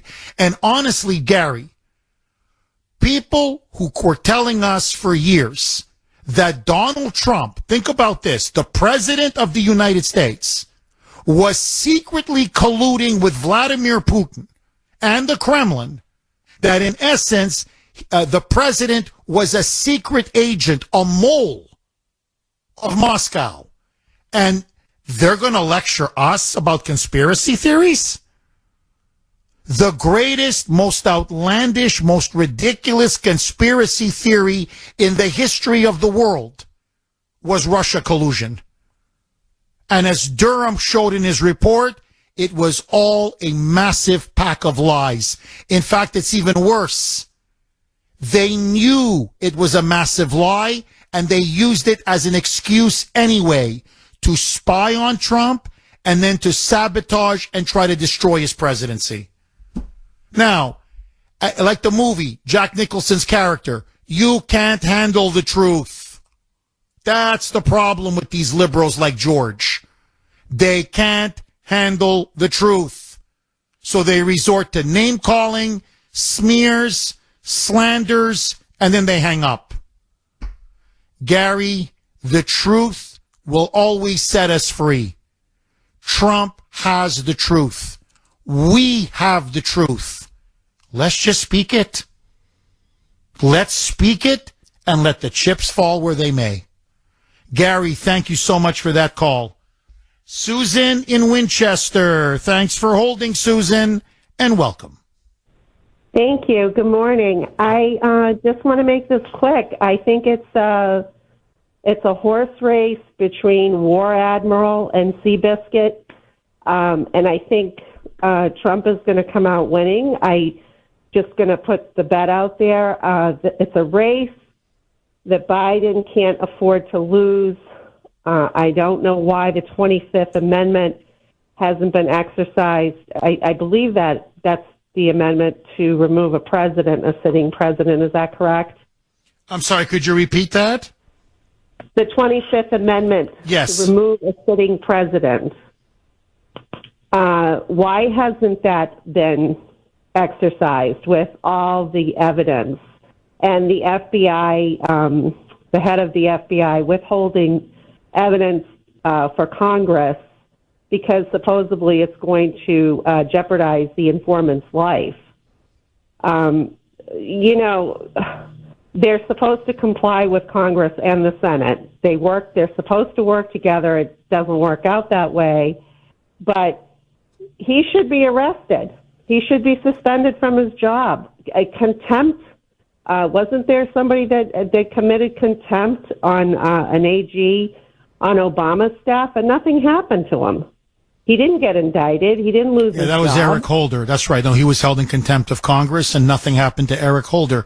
And he deliberately withheld documents regarding Fast and Furious when they were illegally running guns from Mexico into the United States. First into Mexico, and then it came back into the United States, and it got Americans killed. And nothing happened. But Susan, I want to go back to something that you said earlier. I think you're right. Look, I think what we're witnessing now is a complete farce. It's the Twilight Zone. Forget you, forget me. The whole world knows Biden's criminal activities. Everybody knows about Burisma, about Ukraine, now about that $5 million bribe that he took as vice president and deliberately changed policy. So everybody knows that Biden is compromised, that he's a traitor, literally a Benedict Arnold. So you've got this criminal and traitor in the White House, and they're going to go after Trump on documents? Jack Smith is an idiot. The DOJ, Merrick Garland, is an idiot. And frankly, they all look like idiots. Every single one of them. We're going to look like an absolute joke in the eyes of the world. And I don't think liberals, this is their blind spot. This is going to be, I believe, what they don't see coming. We are no longer going to be seen as a credible democracy anymore around the world. Trump now is about to become America's political prisoner and America's leading political dissident. And speaking about leading political dissidents and leading political prisoners, I've been teasing this all morning. It is a distinct honor and privilege to have us join the Kuhner Report, Tamara Leach. She has a new book out. It's called Hold the Line, My Story from the Heart of the Freedom Convoy. You know how much we covered that story here on the Kuhner Report. She was one of the seminal organizers for the truckers' convoy in Ottawa. She is, in my view, the Martin Luther King Jr. of our time. She is a great civil rights leader, frankly, a brave patriot, a hero, someone who has now spent 49 days in prison and counting for simply defending fundamental human rights and freedoms. And joining us now is the author of this book, Hold the Line, and the woman herself, Tamara Leach. Tamara, thank you so much for coming on the Kuhner Report. Oh, thank you so much for having me. Tamara, I just want to give you full disclosure. I was born and raised in Canada. I still have Canadian citizenship, although I've been in the United States now for a very long time. So I am I guess, an ex-Canuck. I don't live in Canada anymore. I read your book. I read it in 2 sittings. I finished it last night. I had tears in my eyes. It is one of the most powerful, moving, inspirational books I have ever read. And your story is beyond incredible. And I want you to know right up front, you are a hero. You are a great Canadian. You are a great hero. You should be proud of your Métis heritage, your Aboriginal Métis heritage, because you truly are a warrior. And so I just want to ask you this. Why did you decide to write this book? And ultimately, for the audience, why did you decide to play such a seminal role in organizing the trucker convoy in Ottawa, joining the trucker convoy in Ottawa, and knowing the tremendous price that you would pay from Justin Trudeau's authoritarian, dictatorial government?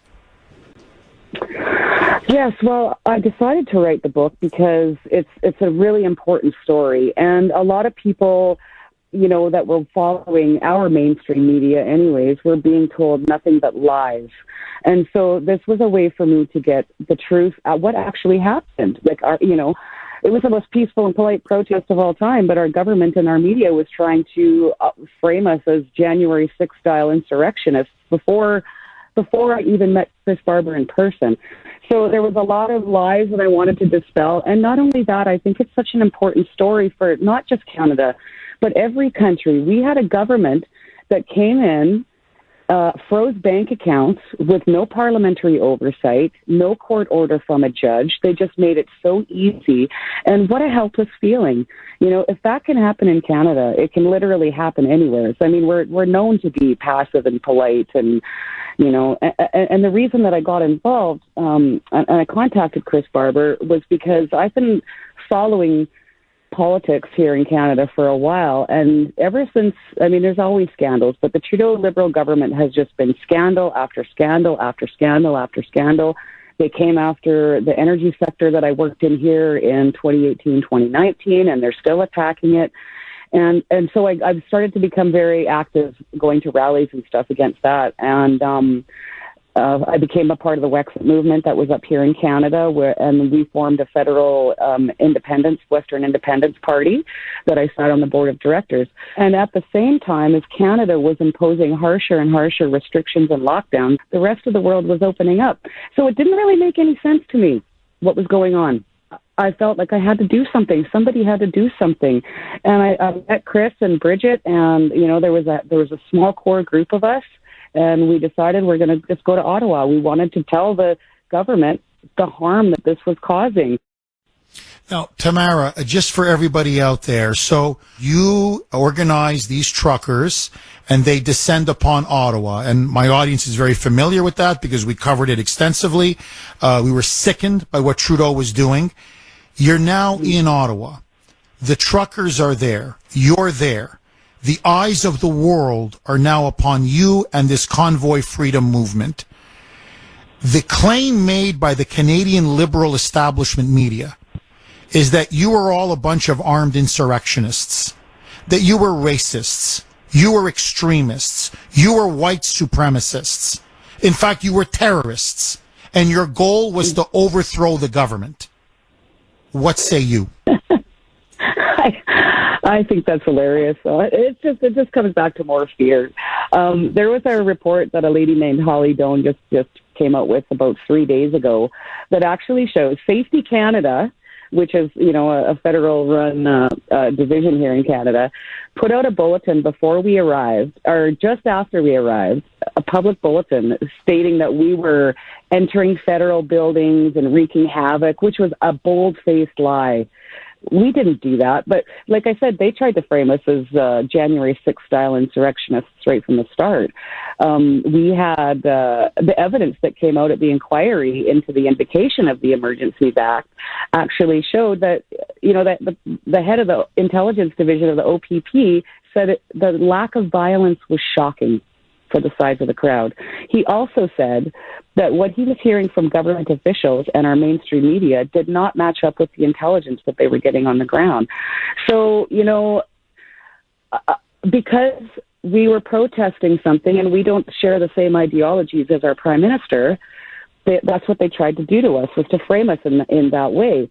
Now, I'm not sure if you followed in 2020. In early 2020, we had railway blockades here by a predominantly First Nations protesters, where there was vandalism done, railways were lit on fire, and there was no arrests. This went on for 3 months.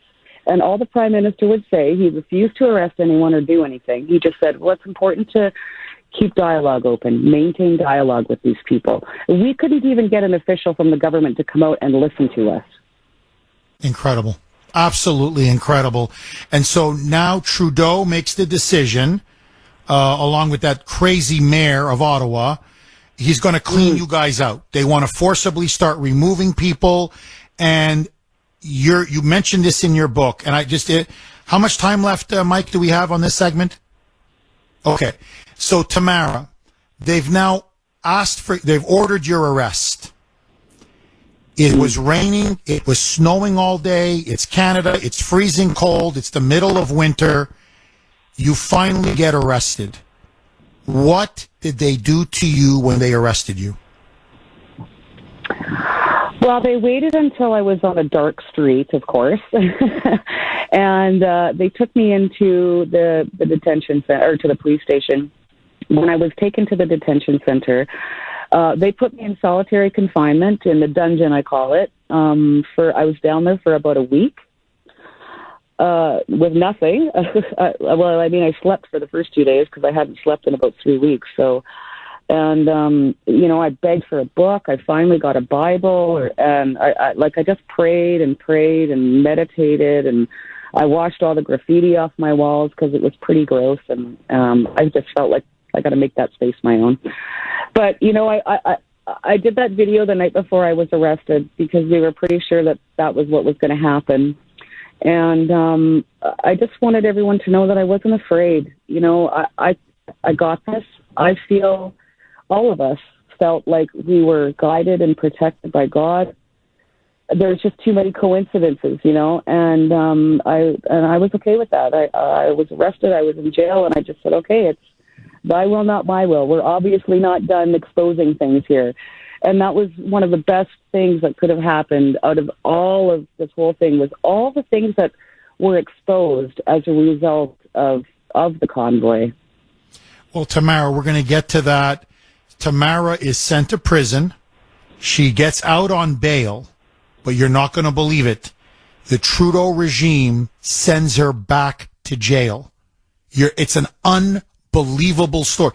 This is Canada we're talking about, not Sudan, not Russia, not communist China. We're going to be back. Okay, she's back with us. The woman really of the hour, a woman who inspired not just a movement in Canada, but really a freedom movement across the entire world.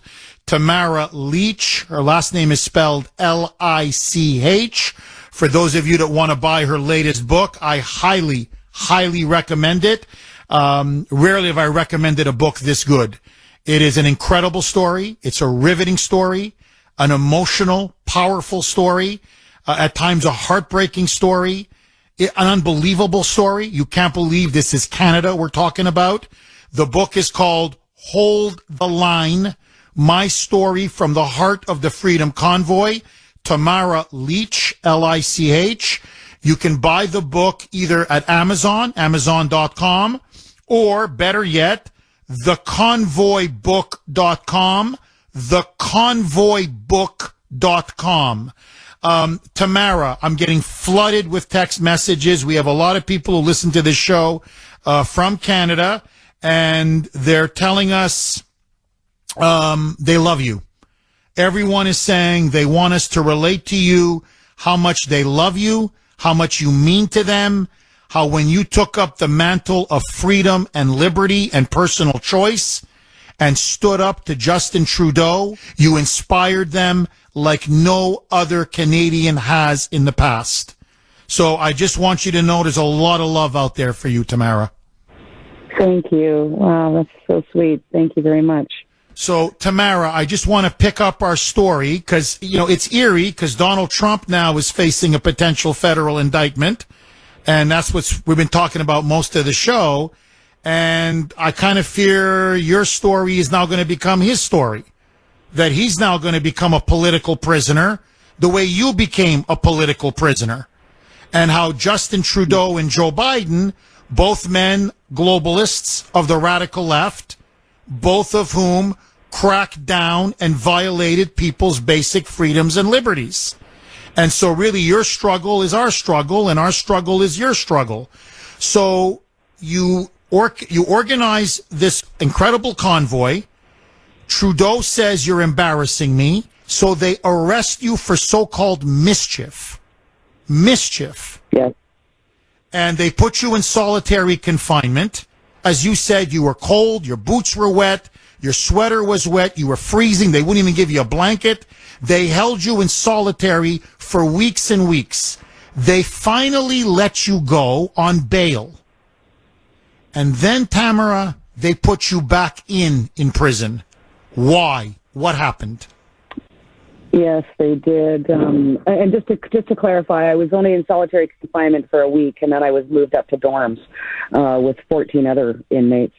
So last summer, the JCCF had awarded me the Freedom Award, their George Jonas Freedom Award, and I was allowed to go to Ontario to accept this award in Toronto. And because before then, my conditions wouldn't allow, I was banned from Ontario. I wasn't even supposed to go there. I'm still banned from a spot from downtown by Parliament in Ottawa. I'm not allowed to go there.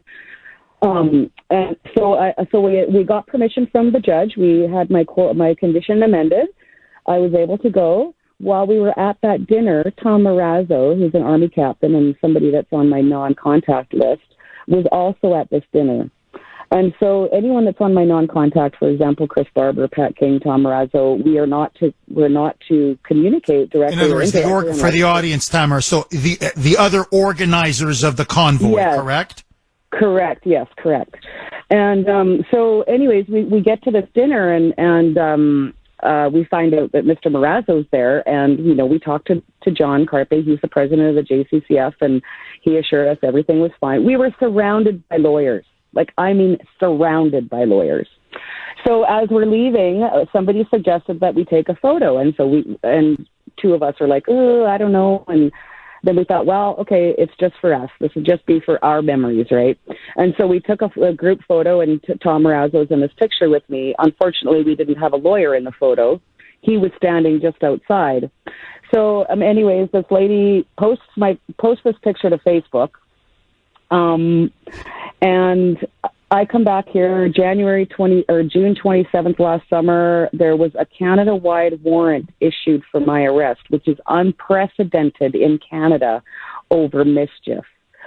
I was pulled over, arrested. 2 homicide detectives flew out from Ottawa to escort me back to Ottawa in shackles and handcuffs.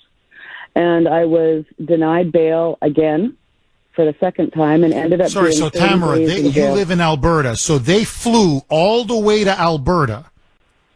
2 homicide detectives, like you're a mass murderer or something, put you in shackles, flew you back to Ottawa. This is unbelievable.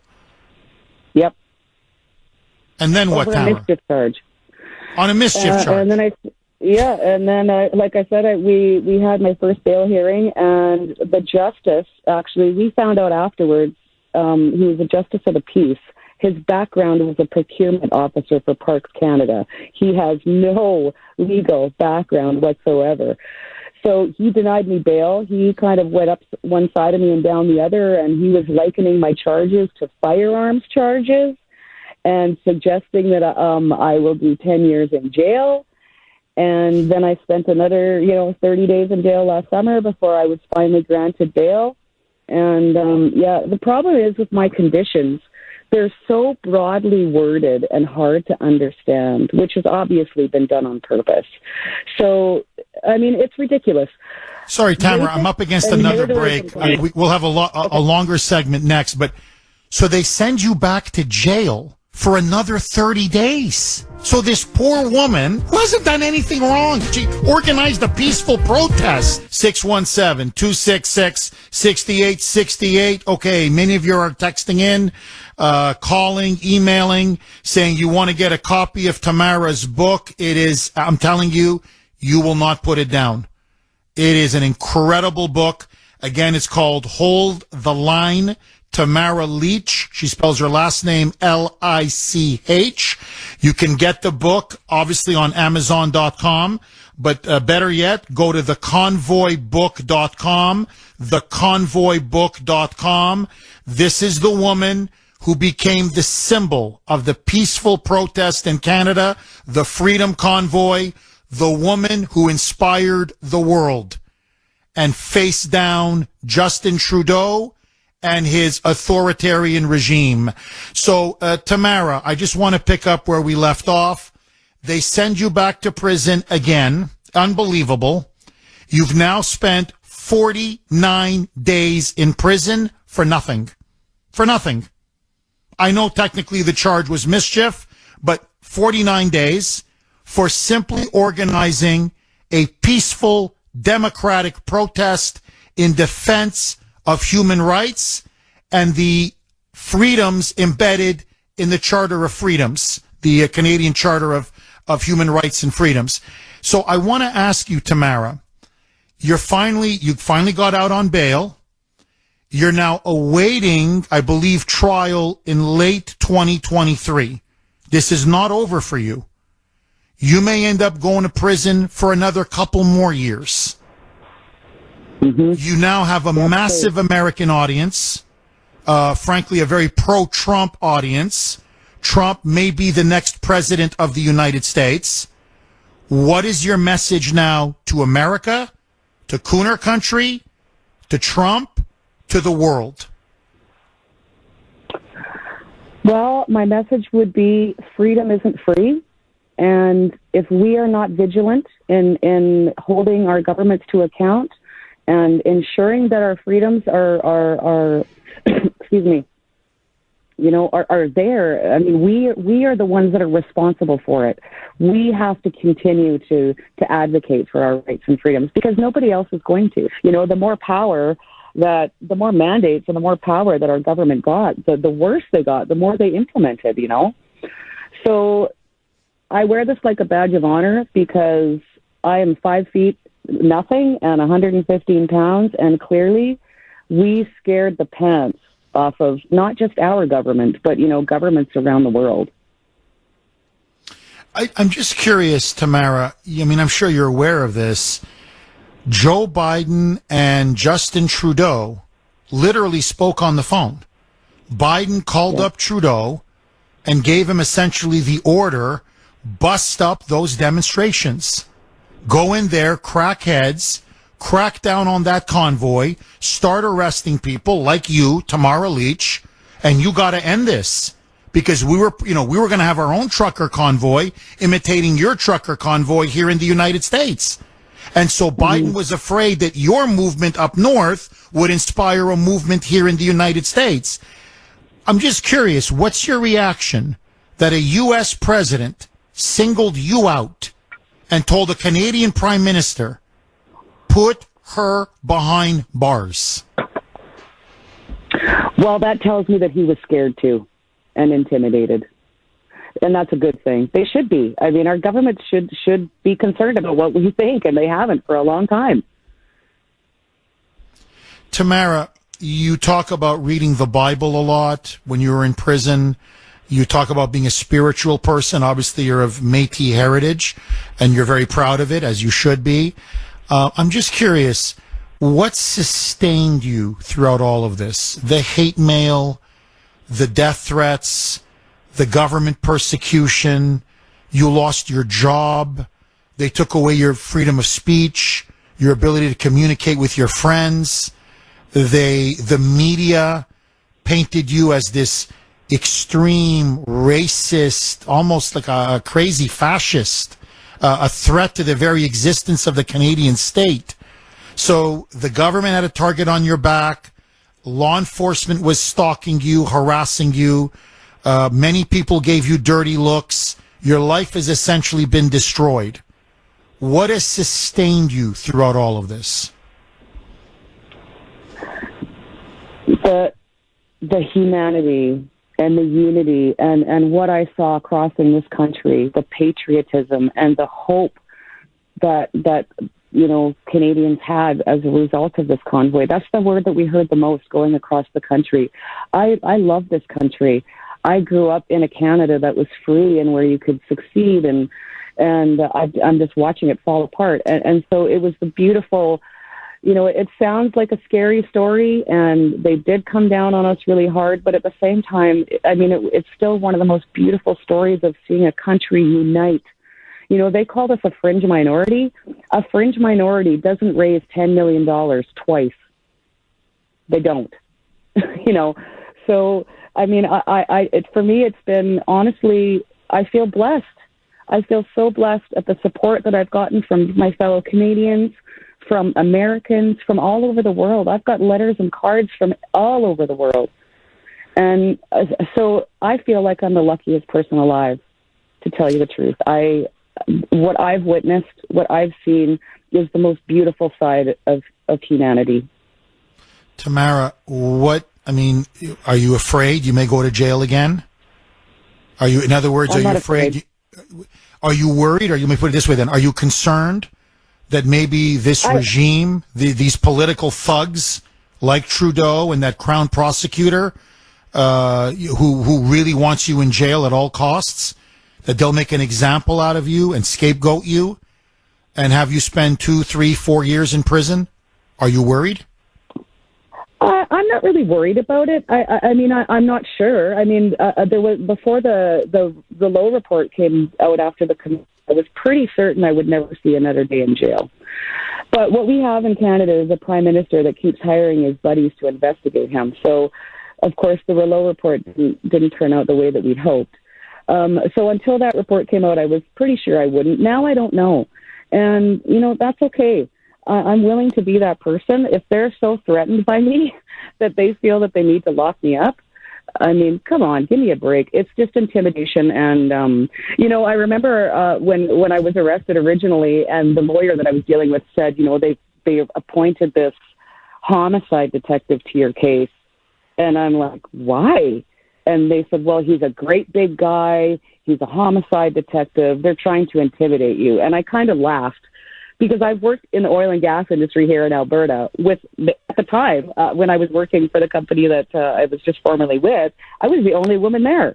Like, big men don't intimidate me. I kind of laughed about it. So, my take is, I think they thought I was going to be scared and I was going to do whatever they wanted and I was going to capitulate. But I'm telling you, they picked on the wrong granny, because I got nothing to lose but time.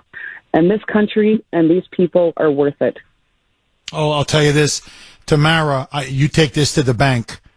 If they put you in prison, if they dare to do that, I'm going to make this a cause célèbre here in the United States. And we're going to get either Trump, or if Trump goes to prison, then DeSantis. I will make it part of the Republican Party platform that if they come to power in 2024, sanctions will be imposed on Canada for human rights abuses if they dare put you in jail again. You are now the Martin Luther King, the Nelson Mandela, whatever, the Gandhi of our time. You really are. And what they're doing to you is beyond an abomination. It really is. Tamara, we're out of time. I want to plug your book one more time. Please, everybody out there, Kuhner Country, you've got to read this book.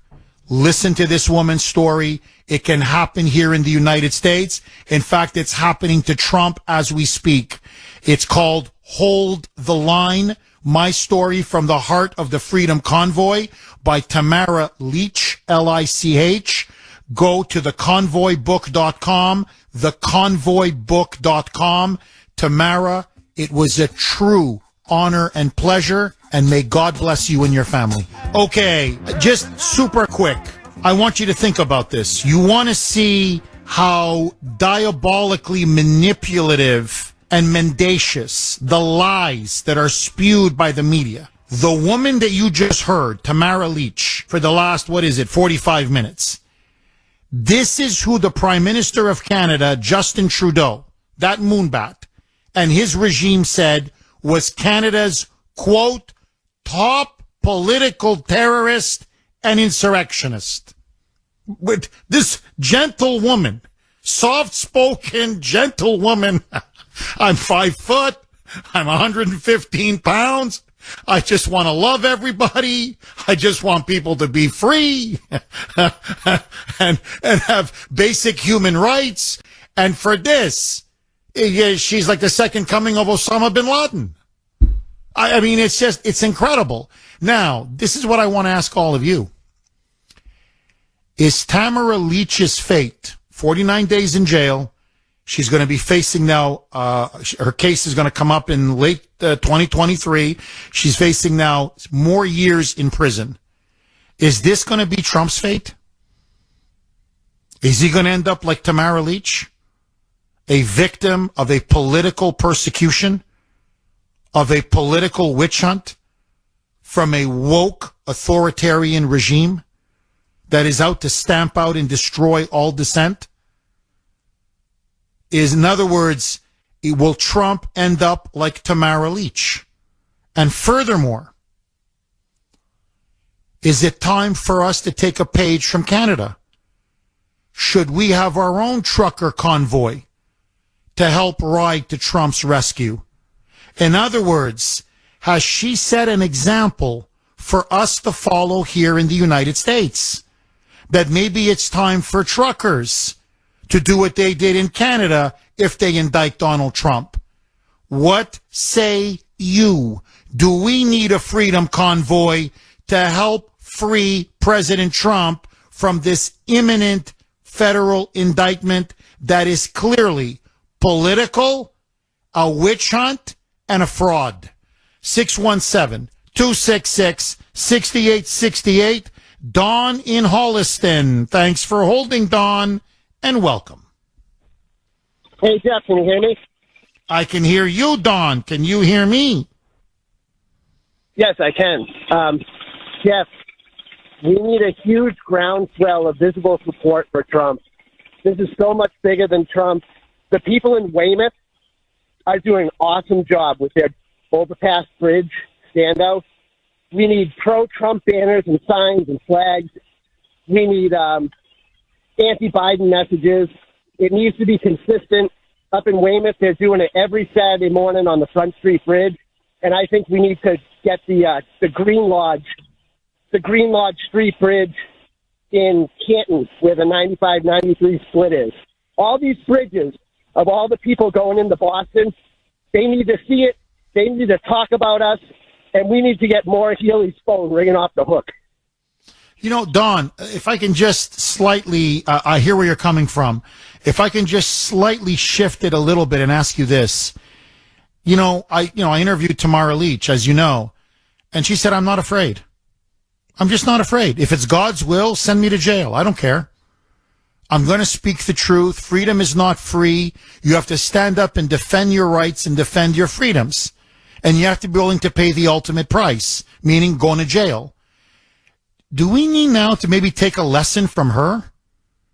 If, this 5-foot grandmother, Métis grandmother from Alberta, 115 pounds, stood up to the entire might of the Canadian government and was willing to go to jail, is it now time for us, sort of going to your point, Don, and say, you know what? We all need to stand up like Tamara Leach. We need to start organizing our own freedom convoy, organize our own protests, organize our own demonstrations, organize our own freedom movement,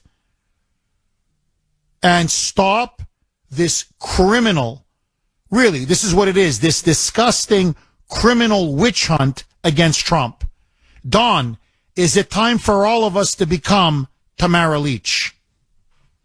Absolutely. And if approached by the press and the media, do not give a real name. Could you repeat that, Don? Forgive me. I said, if approached by the press and the media, do not give them a real name. Oh, I agree with you. Oh, yeah, because then they're out to vilify you. They're out to destroy you. That's why, really, honestly, look, I'm not getting anything from the book. I don't know this woman. I know of her. I was inspired by her. I admire her. But that's why I want everybody to read the book.